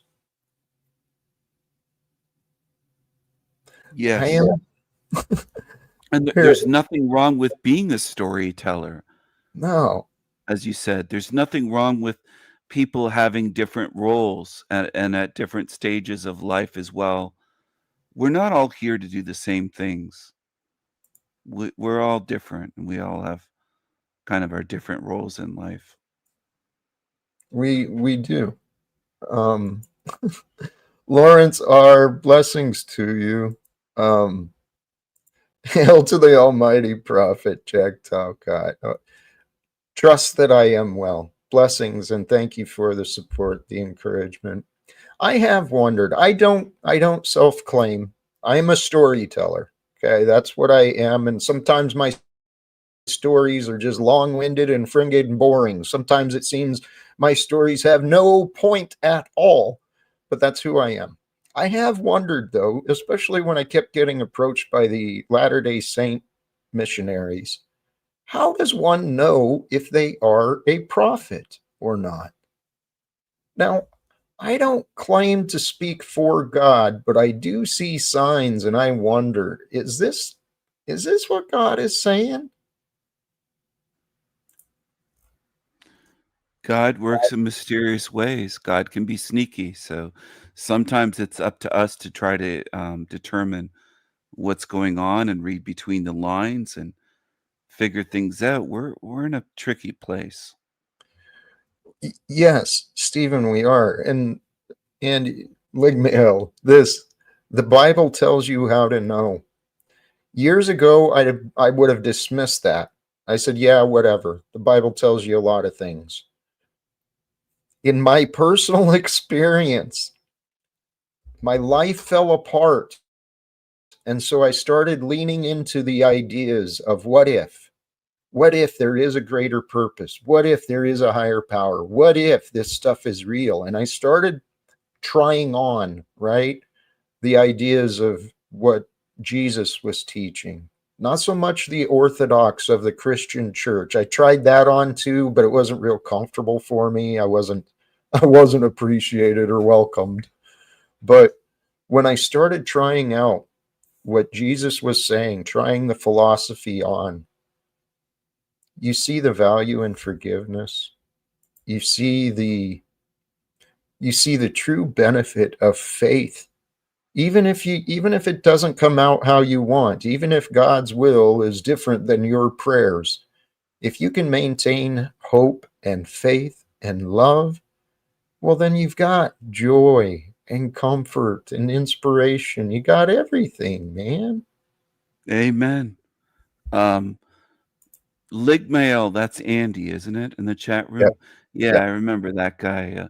I've told this story. I'll make it quick, but I was named after a Christian saint, the very first one, Saint Stephen, the proto martyr, the very first martyr that was murdered for, recognized by Christianity as murdered for God for speaking against people that he was calling them blasphemers and stuff like that.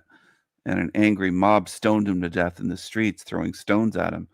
So I was named not after a prophet, but after a saint. So I'm tying it back to what Jack was saying about wondering, how do you know if you're a prophet? I do know I was named after a saint.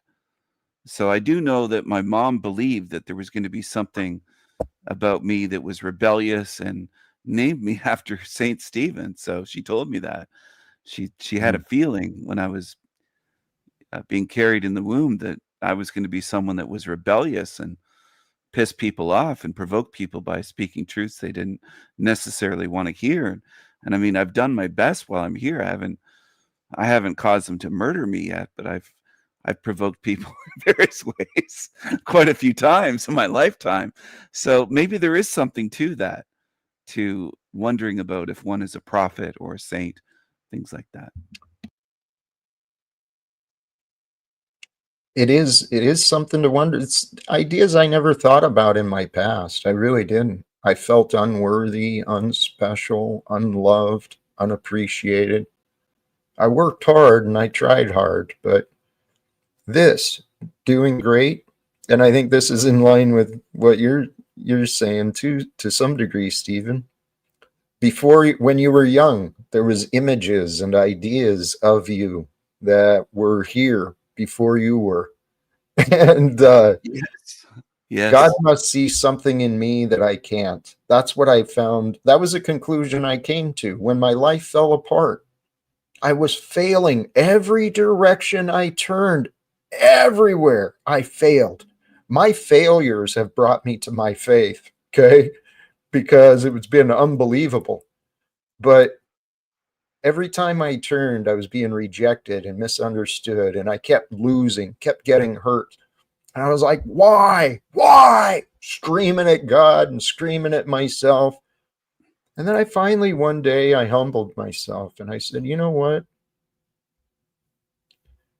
I have faith that everything happens for a purpose.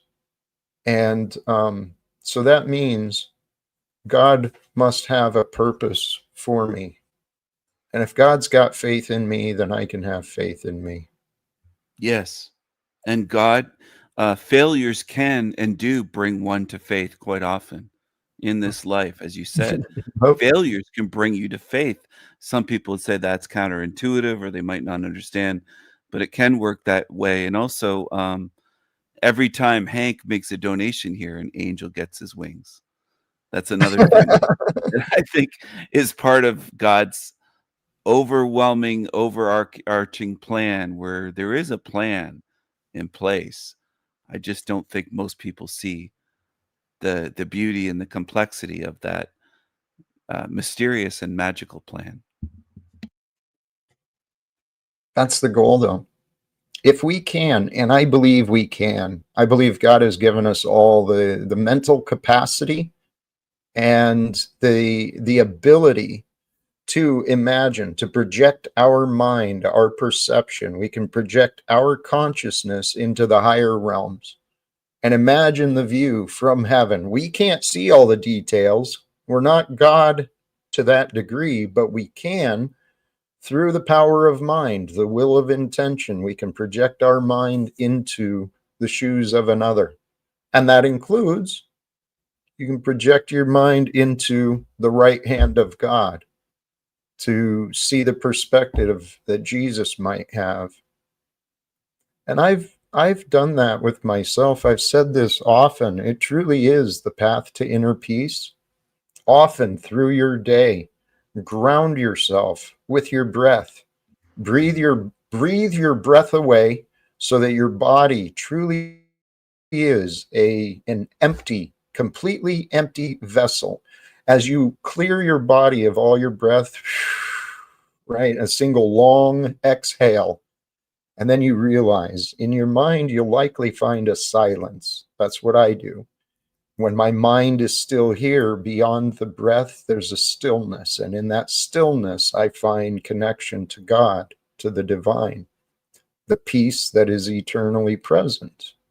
And so when I exhaust myself of breath, I become an empty vessel. And truly, my life depends upon that next breath.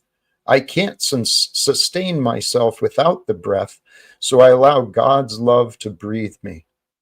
And I breathe in the fullness of the breath to fill my lungs to capacity, and breathe down fully to the bottom of my diaphragm, so that my whole body is just an expansion of this energy of life. And so in this moment, and that's all it takes a breath and a moment, an intention in your mind. Breathe yourself out, exhaust yourself out, be into the presence and the stillness of being. Allow God's life to breathe you fully back into awareness of where you are and who you are, and then feel good. Feel good about your being, and with a still mind, take your mind to where you want to be, where you want to become. I hope that makes sense. I say a lot. Yes, it does. Sorry, I had myself muted still, but yeah, it does make sense. I don't understand Brown's boys offering these weird comments repeatedly in the chat, tagging you at Jack Talcott. What is he talking about? I don't. What is with Here, that character? let me Okay, see go if ahead. I can interpret Brown's boy. Jack Talcott, maybe the FBI will help you meet the pedos you say will help your goal. I can call them for you if you want. So Brown's boy loves to take my words and twist them around. I do want to meet Donald Trump and some of the other billionaires who are potentially on the list of Epstein. So he thinks maybe the FBI might help Jack Talcott meet some of the Epstein clients. If you think you can help Brown's boy, please do. Give Oh, him a I thought call. I misread or misinterpreted. I thought he was saying he could. I thought Brown's boy was saying he could help you meet pedos, like that he hangs out with them or something. I don't know, but he's a strange character, that Brown's boy. I don't know He's what's in his mind, but it's bizarre. Stephen, he's another one. He's another one of these characters that has come into this Jack Talcott experience, and he's a regular contributor. He's a loyal viewer. He certainly adds at least one view to me pretty much every day. Um, but he doesn't get it. He doesn't get me, man. Yeah, he doesn't get you, but I don't know if he even knows what he's talking about. It's very strange. He calls everybody a Fed. Dusty says that Brown's boy is the guy who says everyone is a Fed, saying he's going to snitch to the Feds. It's Right. incredible It is, the way dude. some of these people live, what's in their minds. I'm shaking my head. I just don't understand it. People, we live in this bizarre. Oh wow. We live in this bizarre realm of information and energy, and it's a continual revelation of the probabilities. I don't think we actually understand life until after it happens and we reflect on what it was. But this game of time, we really are. We're living this real life, choose your own adventure. You get to choose your adventure based upon the level you achieve, your intelligence, your physical level, Yeah. I emotion. loved those books growing up, Choose Your Own Yeah, Adventure. dude. and then you go to the bottom page and it'd say you can go to this page, and then you choose it. It was awesome. I used to love those too, man, for sure. Hey, I'm So not that's seeing. life. Choose their own adventure. I'm Brown's not. boy seems to be choosing insanity at this point.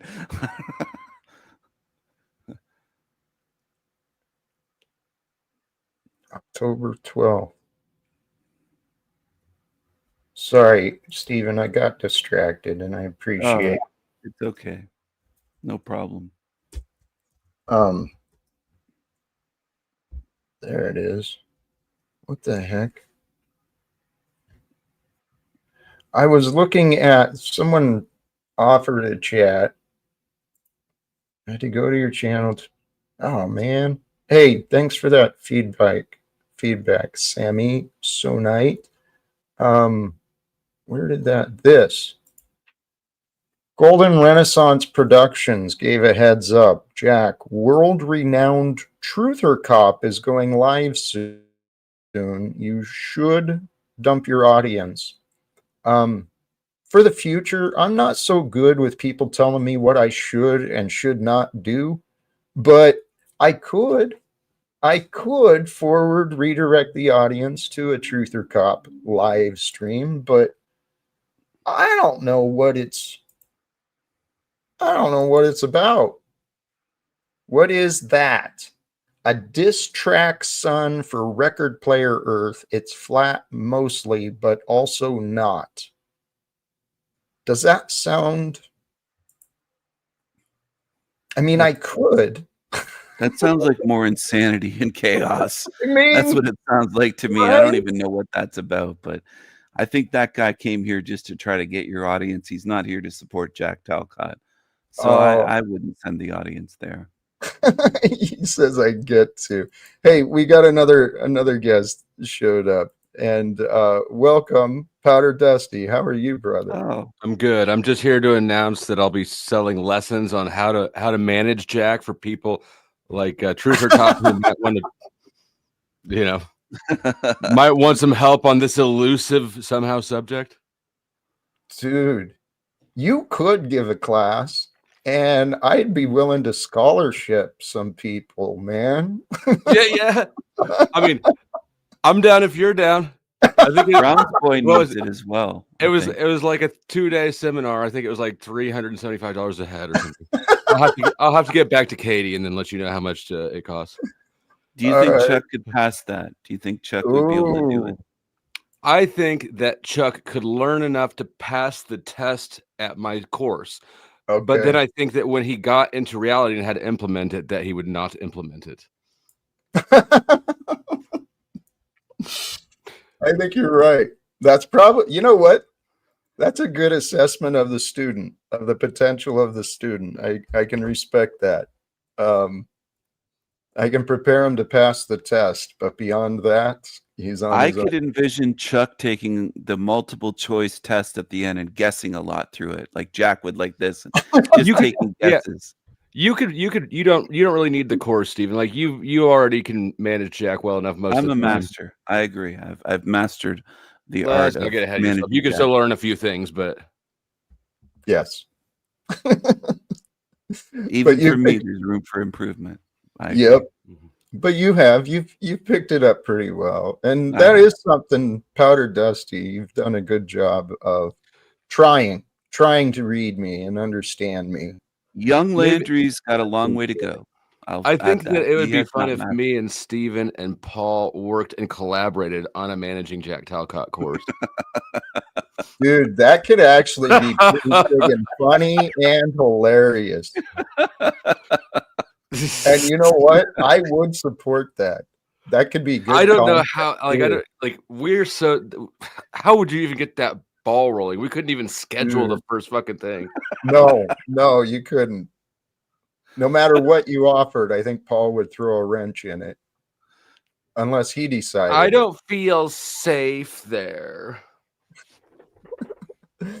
No, actually, Paul, in Paul's defense, and I defend him quite a bit, but yesterday with Landry, I thought Paul actually did a very good job on OTW's panel. I didn't see it.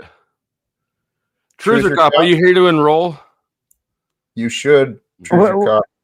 And what we got a rough outline for a course here. What's going on? Yeah, Mhm. we're inventing it on the fly. Yep. It sounds like my title. It's very Yeah. reminiscent of the title for my next stream. Oh, go ahead. That was subtle enough that. Well, it's a diss track song. So is it going to be just a song? It's going to be like No. short? No. Dusty's Okay. welcome. You're welcome as well, by the way. But we're going to be reviewing, one of the other streamers out here. He wanted to commentate on a recent happening on flow states, and we'll see where it goes. Who did? I was zoned out. Sorry. No, I didn't say who. Mm. It's a special He guest. didn't say. Does it start with a T and end with the machine lies? It may or may not be. You'll have to tune in to find out, Mom. Okay. Record Player Earth? It's a shout out to an older streamer. I was like, the Earth is flat. Everybody says, right? So I just said it's a record player because everything we do is being recorded, right? Gotcha. Oh, it's layered. Yeah. It's a layered. layered inside joke or inside reference with yourself. Yeah, basically. How lonely is that? Holy God. Okay, How so nerdy. you're going to be streaming about a guest who had an incident with flow state? Is that what I understood? Listen, flow state's not going to be That the. could really be like anybody. It's though. something I like know. that. We'll see where it goes, though. You never know how these things are going to go. Can you hear All the engine revving outside my window? Okay, good. No, not coming through. Well, if it's not bothering you, then it's bothering me less. Good. Hey, so actually, I do have it set to go over there. And Thank you, Mr. Talcott. Where should we go? What are you doing, Powder Dusty? I'll be streaming a little later. I'm not ready to go right now if you're shutting down right now. But I will be, I don't know, hour and a half or so in a little bit. Perfect. Yeah. So never mind. I won't pick at things. Oh, please do. It's welcome. Well, I mean, I just wonder if Truth or Cop learned his lesson about telling Jack what to do, or if you just rewarded his bad behavior with a treat. What I meant to say, I already corrected myself. I said, What you meant Jack to do was gets ask for to. the super You get chat. to, Jack. You get to send your audience to me. Yeah, I get to. This is what I've been thinking about too. You know what would really look nice? What would really help, though, I think, what you need more than sending your audience to him is you need him to get you another. You need another necklace. If you had 3 necklaces, the Trinity, 3 is a magic number. You've only got 2 necklaces. Truth or Cop, do you know where any necklaces are that? Well, you could buy him. We could get creative, I'm not sure where this is going. Cop, do you wear any pearl necklaces? You know what? Maybe you have an overpriced OTW original painting that Jack would like to have hanging on his wall. Oh, well, hey, that might be a good gift one day when Jack finds his home. Maybe maybe the lore is just getting baked into that thing. I know, I love it. Truth or Cop, has anyone ever given you a pearl necklace by any chance? You look beautiful with that on. I bet I would. I probably would look pretty good. So, Jack, what the fuck was up with you? Wherever you were, I dropped in yesterday long enough to see you being creepy at Rant.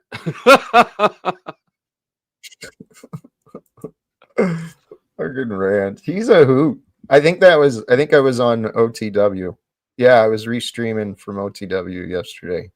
Oh, you're a wise guy, huh? Yeah, well, Rant. Yeah.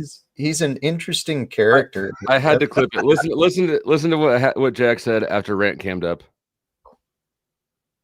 He's a pretty boy. Oh, I know. Steve was like, Yeah. shit, I didn't get that first. No, it's yeah, well, it seemed appropriate for him. Kill him with kindness. And I'm sure he doesn't appreciate With a voice that unpleasant, you expect everything to be right? And he is. He's much more pleasant to look at than to listen to. I He's tried just to be kind obnoxious to as him. hell. I don't know if you realize that, Jack, but I tried to be kind to Rant, and then I was talking with young Landry earlier today, and I said that if Rant gained 100 pounds, he'd look like It's Pat from Saturday Night Live. You know, the one that they couldn't tell if it was a guy or a girl. There's a resemblance there with the glasses and the hair, and I don't know, just too thin. So, Steven, when we start our training seminar, you and me and Paul, for managing Jack Talcott, do you think we can get Tommy as a student? Well, if we offered certain substances, I think we could lure him into. You think we got to have like refreshments and meth are included? Yes, with the meth is a draw. That's like a magnet. The meth magnet. We could probably get a lot of the worst students if we offered free meth. I'm sure. But would they retain any of it? Would they?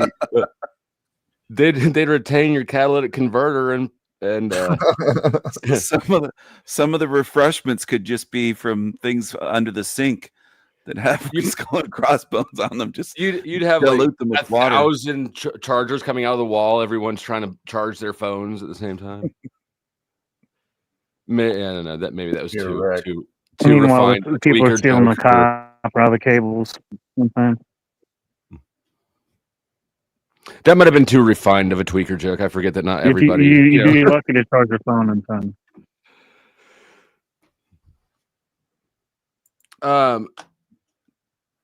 Is that Brown's boy? Because he's been really I can't even see on that comment. Okay. Yeah. Brown's boy, maybe you should call them. You should call them. You should record that conversation. You should upload it so we can listen to them being like, "Who the fuck are you? Right? What the fuck?" Yeah. Yeah. If that's supposed to be scary, it's not. Right? You keep dropping that like it's a good intimidation piece. I saw it and I decided not to ignore it. It's not a good threat. It's not even a good like LARP or joke or anything. It's not good at anything. No. But if you want to call the FBI on us, if you want to call the FBI on us, I invite you to come do it on my show. We can do it live together. That's a great idea. And you know what? And so that like that way, let's do it. Let's do it, Browns boy. I accept your offer. You call the FBI. You report me and Jack for whatever the fuck you think's going on. Conspiracy to conspire, and we can do it live. Absolutely. These people they don't think their thoughts through. And is a prestigious word for whatever the fuck is happening down there. Well, and that's just it. The regurgitating over and over. It's literally a loop. He's in his hamster wheel, looping around. You're saying that his brain is broken? Yes. Yes. I'm not a Browns boy fan. I kind of think he might have been lobotomized at some point. Like he's got mental issues, I think. He's a product of society. No, he's a product of Tylenol. Well, I don't know the guy. I don't know him well enough, but I know that you do. Yes, you do. You have enough information about Brown's boy that you can make an assessment that he is fully retarded and partially malicious. Yes, I agree. But I also know that there's others who seem to get along with him. And TML, who's also fully retarded. Brown's boys are, whatever, dude. You wish you had the intelligence as TML. No, I do. I can read things too. Do you want me to read something off screen? Where's my sunglasses so that you can watch the words in the reflection? He's more than just reading. He's got a great mind. Okay. Challenge it sometime live. See if you can think on the fly. I've noticed what you're pointing at. However, I just think it's big time. It's just different. big Different time. personalities. He's I special. don't think he can think on the fly. I agree with Flow State on this one. I think he just reads off the screen. No, not entirely. No way. That's Yeah, no not way. possible. Even close. Yeah. Keep I mean, underestimating. That's fine. This I is mean, almost like Truth or God, I know that you saw the other day. There wasn't a bit of actual thinking that he did there. He actually didn't even do reading when I went over to Landry his. got wrecked, dude. Are you serious? Landry talked to Rant, and I didn't even hear that. I came down because I can't handle Rant's voice for more than like just a very small dose. mhm. Yeah, um that's a rough audio experience. I saw some of the interchanges the other day, and I don't know all the details, but I respect TML quite a bit. And I respect your diplomacy, Thank you. Thank you. but Well, maybe yeah, not. I mean, the it's entire fascinating to watch honest Flow integrity State of that. go on about like how people talk to each other when he's associated with who he is. You know, bashing each other, name calling. What's that mean? Your whole Sarah and Andrew Wilson circle. It's all about demoralizing people, man. I'm not. First of all, I've been demoralizing people since the day I was born. Second of all, You wish you could. I'm not. I don't consider myself part of Andrew Wilson's circle. I don't think that he would consider himself part of it either. I'm not an You're Orthodox. definitely the extent. I'm not a Christian you're, nationalist. Yeah, No. you're Yeah. definitely Just not. because, You're definitely an I arm. interact with him sometimes doesn't mean that I'm part of his circle. And just because you stream with his main moderator most of the time, you know, Mr. just E, overlook Sarah. she's not his moderator. He comes to her shit. It's different relationships, different things. I see what Dusty's doing. She's an independent content creator. Yeah. Just unlike say Rob Noor, who's part of the Crucible now, right? Like, Bro, you got that cigarette backwards. You're stressing me out. Is that like part of your fucking thing? I know it's backward, but thank you for the notice, anyways. Too funny. There was something else with that. Oh, there's been some interesting, my opinion, healthy conversations from some of the Panelverse stuff. I think some of the nonsense is getting called out, and I think people are going to like TML being smart. I know he is smart. Oh, hey, that claim, that's like with Margot trying to say that I'm illiterate, that I have no reading comprehension. Did she say that? Absurd. Yes. Oh, dude, Landry, Margot tries to dig into Jack any way she can. It's insane the shit she hits. It's it was like she was like saying that he couldn't read, he didn't have books. I was like, dude, why, Margot? Like it was as if she went through his house after he left and was like, oh, he doesn't have any books here. Like, what is it, Margot? Come on, dude. I mean, he's texted us, right? I'm sure you've texted her at some point. Right. But Landry, he didn't seem to doubt it. You know, he seemed to be just playing along with it that, yeah, I guess Jack's illiterate. As a union president, I was writing and presenting arbitrations and reports. And, you know, there are authors out there who actually can't spell or write at all either, which is weird. All right. I suppose there are those. What's crazy is I fucking failed English. I was in special ed for communication and all that, like speaking, writing, whatever. They taught me how to write their way, and I never figured it out. And then eventually I got paid to write. TML, and it had nothing to do with what I was taught.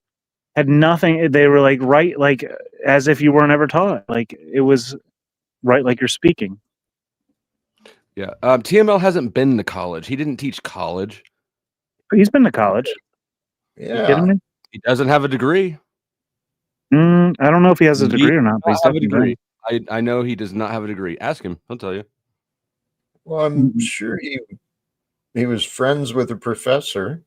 I mean, I'm friends with a black person. Do I get to say nigga? No, but I'm pretty sure he made those relationships. That's up to Steven. Steven, yay or nay on the N-word?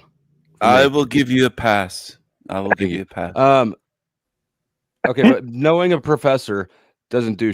What does that mean? You can't My- teach a college course if you don't have enough education to have even graduated from the course you're supposed to be teaching. That's He went to Trump University. That's what I heard. I'm confident. No, I'm confident he went through school. And besides, challenging someone's degree of academics. I mean, I'm challenging the claim. It's not because I'm saying that education equals intelligence. I'm saying that claim that he taught college courses cannot be true. He doesn't meet. They have prerequisites, and he doesn't Did he meet. say he taught college courses? I didn't say that. Crystal did he? Shaman did. I've never heard him say that. did. Crystal Shaman said he did. I don't think he taught anything. I've never heard him make that claim, to be fair. Perhaps as a student aide, or some capacity. His professor, though, was linked with the Unabomber, met the Unabomber, Ted Kaczynski. That's what I heard. His professor was the Unabomber's professor. His favorite. So, like, to say he didn't go to college is kind of crazy. Frank Monday, mine didn't leave me, but his did. Nice try.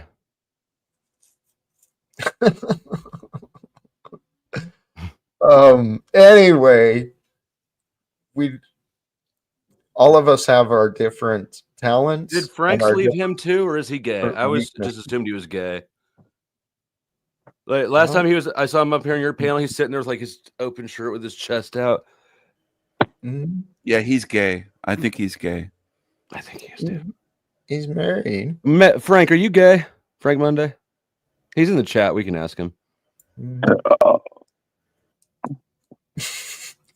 And I guess considering the question, you may as well, yeah. Right. It's almost like if he was trying to have TMLs back there, but he just like threw up an alley-oop for me to dunk on TML again. Like with friends like Monday. Don't ever defend me, Monday. He's gay, but he's also half retarded. I think that's why he did that. You know what? The Tylenol generation. Everyone is kind of a little bit retarded. I think that's a good one to clip. I know. I'm getting it now. Everyone. Well, just different levels and different degrees. See, this is the Jack that people enjoy. This is the Jack that everyone here enjoys. Yeah, when you call people retarded, there's a ton of entertainment value in Talcott when he's not like angry at you for not fulfilling his prophecies. Right? I know. If only people would fulfill my prophecies, it would be so much better. We can only fulfill so fast, Talcott. We're working. Well, we got the Wikipedia page in the works. In the next 2 months, we'll know whether or not that happened. Anyone can go to Wikipedia, by the way, and edit.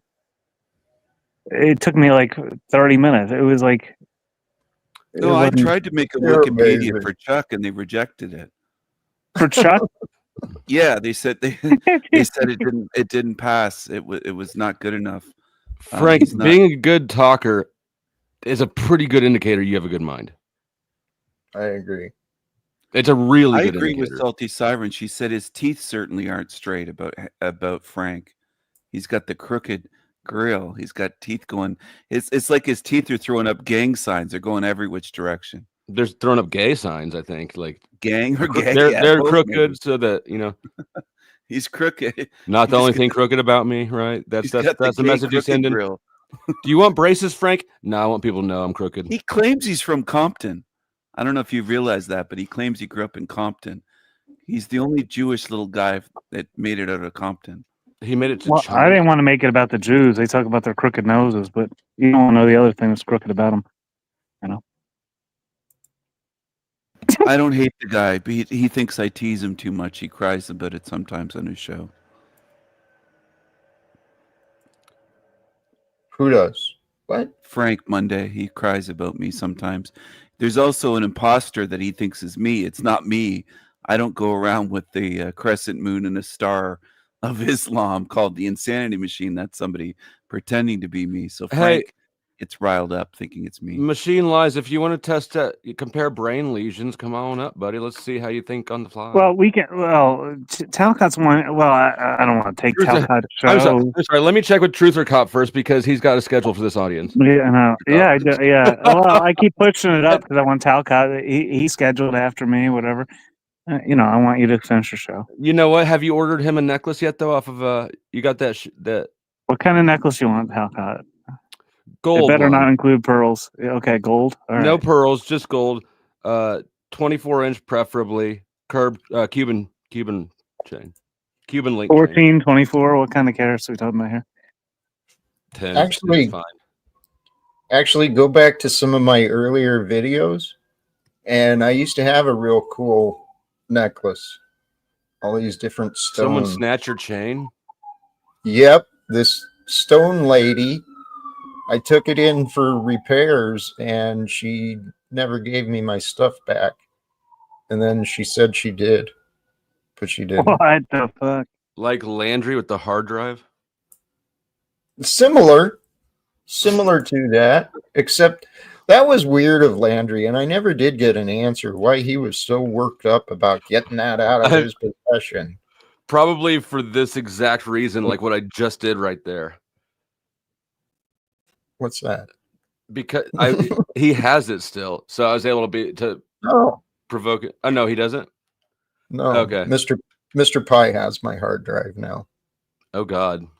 Hey, Chuck in Tennessee, Looks like it's blessings home. and thank you. As far as the scholarship, we got to work out the details with Powder Dusty. Yeah. No, Mr. for sure. Pie has my We'll hard get drive, Chuck enrolled. We're gonna have to figure out a way but to talk I've got the to drive to drive Professor far. Slaved because he's blocked me every communication method, even on Cash App. How's motherfucker even block you on Cash App? Like he wouldn't even want to hear from me if I sent him money. That's some strong avoidance. Who Who is did that? this? Paul. Chuck? Oh, Paul. Yeah. He's another character, man. But I really think the audience would love if the three of us could figure out how to even try to work together visibly. Dude, I agree. It would be. Mr. Cream Pies. It would require a miracle.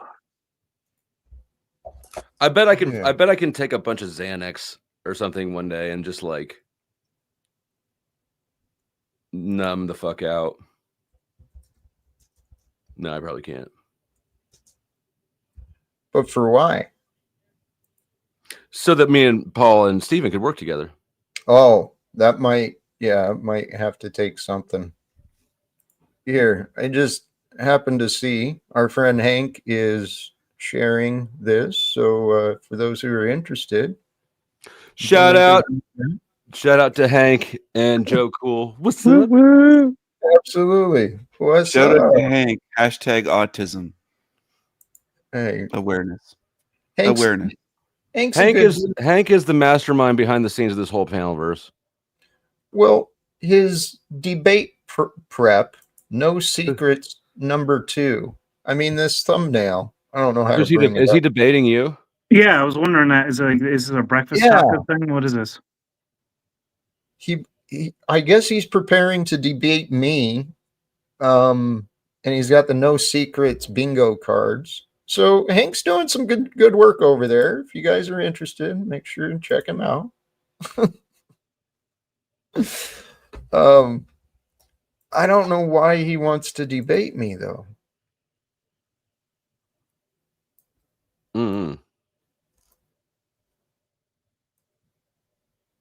But I'm open to anything. And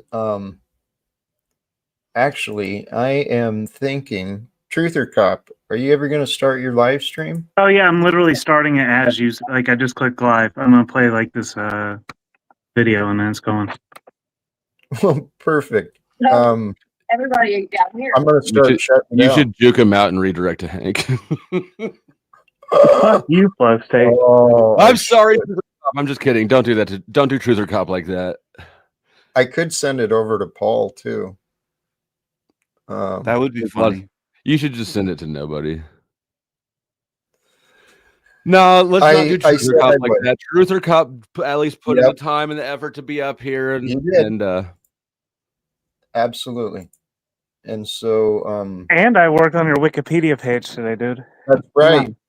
That's right. So we will be heading over to the latest from Truth or Cop official and we'll see what happens there. Final Does word Bex from- have a Wikipedia yet page? I don't I might know. have to work on that for her in the chat room. Hey, I thank forgive you, Bex. I forgive you. Anyway, Truther, I'm going to throw you out first. Yeah, I figured you would. No, I'll see you later. I'll talk to you later. Be Okay. well. Peace, blessings. Thank you, Stephen. Powder Dusty. Either way. Yeah, I guess I'll go. Let's see. First of all, what started as a joke idea is now actually something I might try to see if I can put together. Steven's in, right? You're in on the course on managing Talcott. It might just have to be a one series thing. Yeah, I don't know how to get. Yeah, Paul I'm up for it. I'm up for it. It sounds fun. We can figure it out with Paul later. Also, I am going to go live tonight. Probably an hour, an hour or so. I'm not quite ready for it. I got to set up a few things, but it'll be in a little bit. And Brown's boy, are you going to come over tonight and make good on your little threats? The invitation stands. You're invited to come up and make good on your invitation. TML, you're invited to come up and make good on your claims of being smart or some shit, being able to think.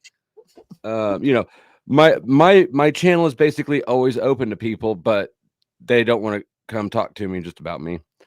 So Oops. and Arpel, I don't know about Chuck's mischief, but I'm intrigued by it. I think it's going to come together. Hey, we'll watch for you later. And to freak questions for Dusty, I encourage you pay attention and catch him later. Yep. Hey, Peace. Much love to you. Thank you, my friend. And Mr. Cream Pies.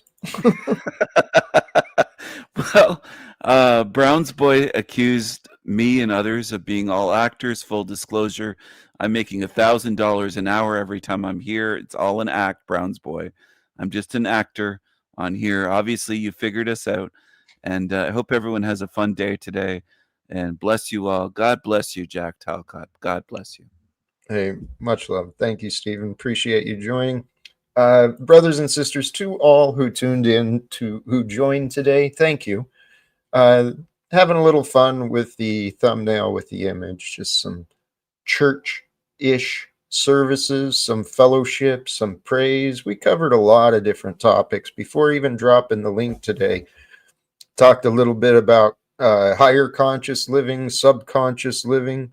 I didn't even get into the idea of fear being a symptom of our separations, but there's still plenty of things we can talk about things in the future. The future we want, truly, the future we want, it's up to us to grab. It's up to us to create, up to us to believe in, to imagine, to take the steps to move forward into creating the future that we want.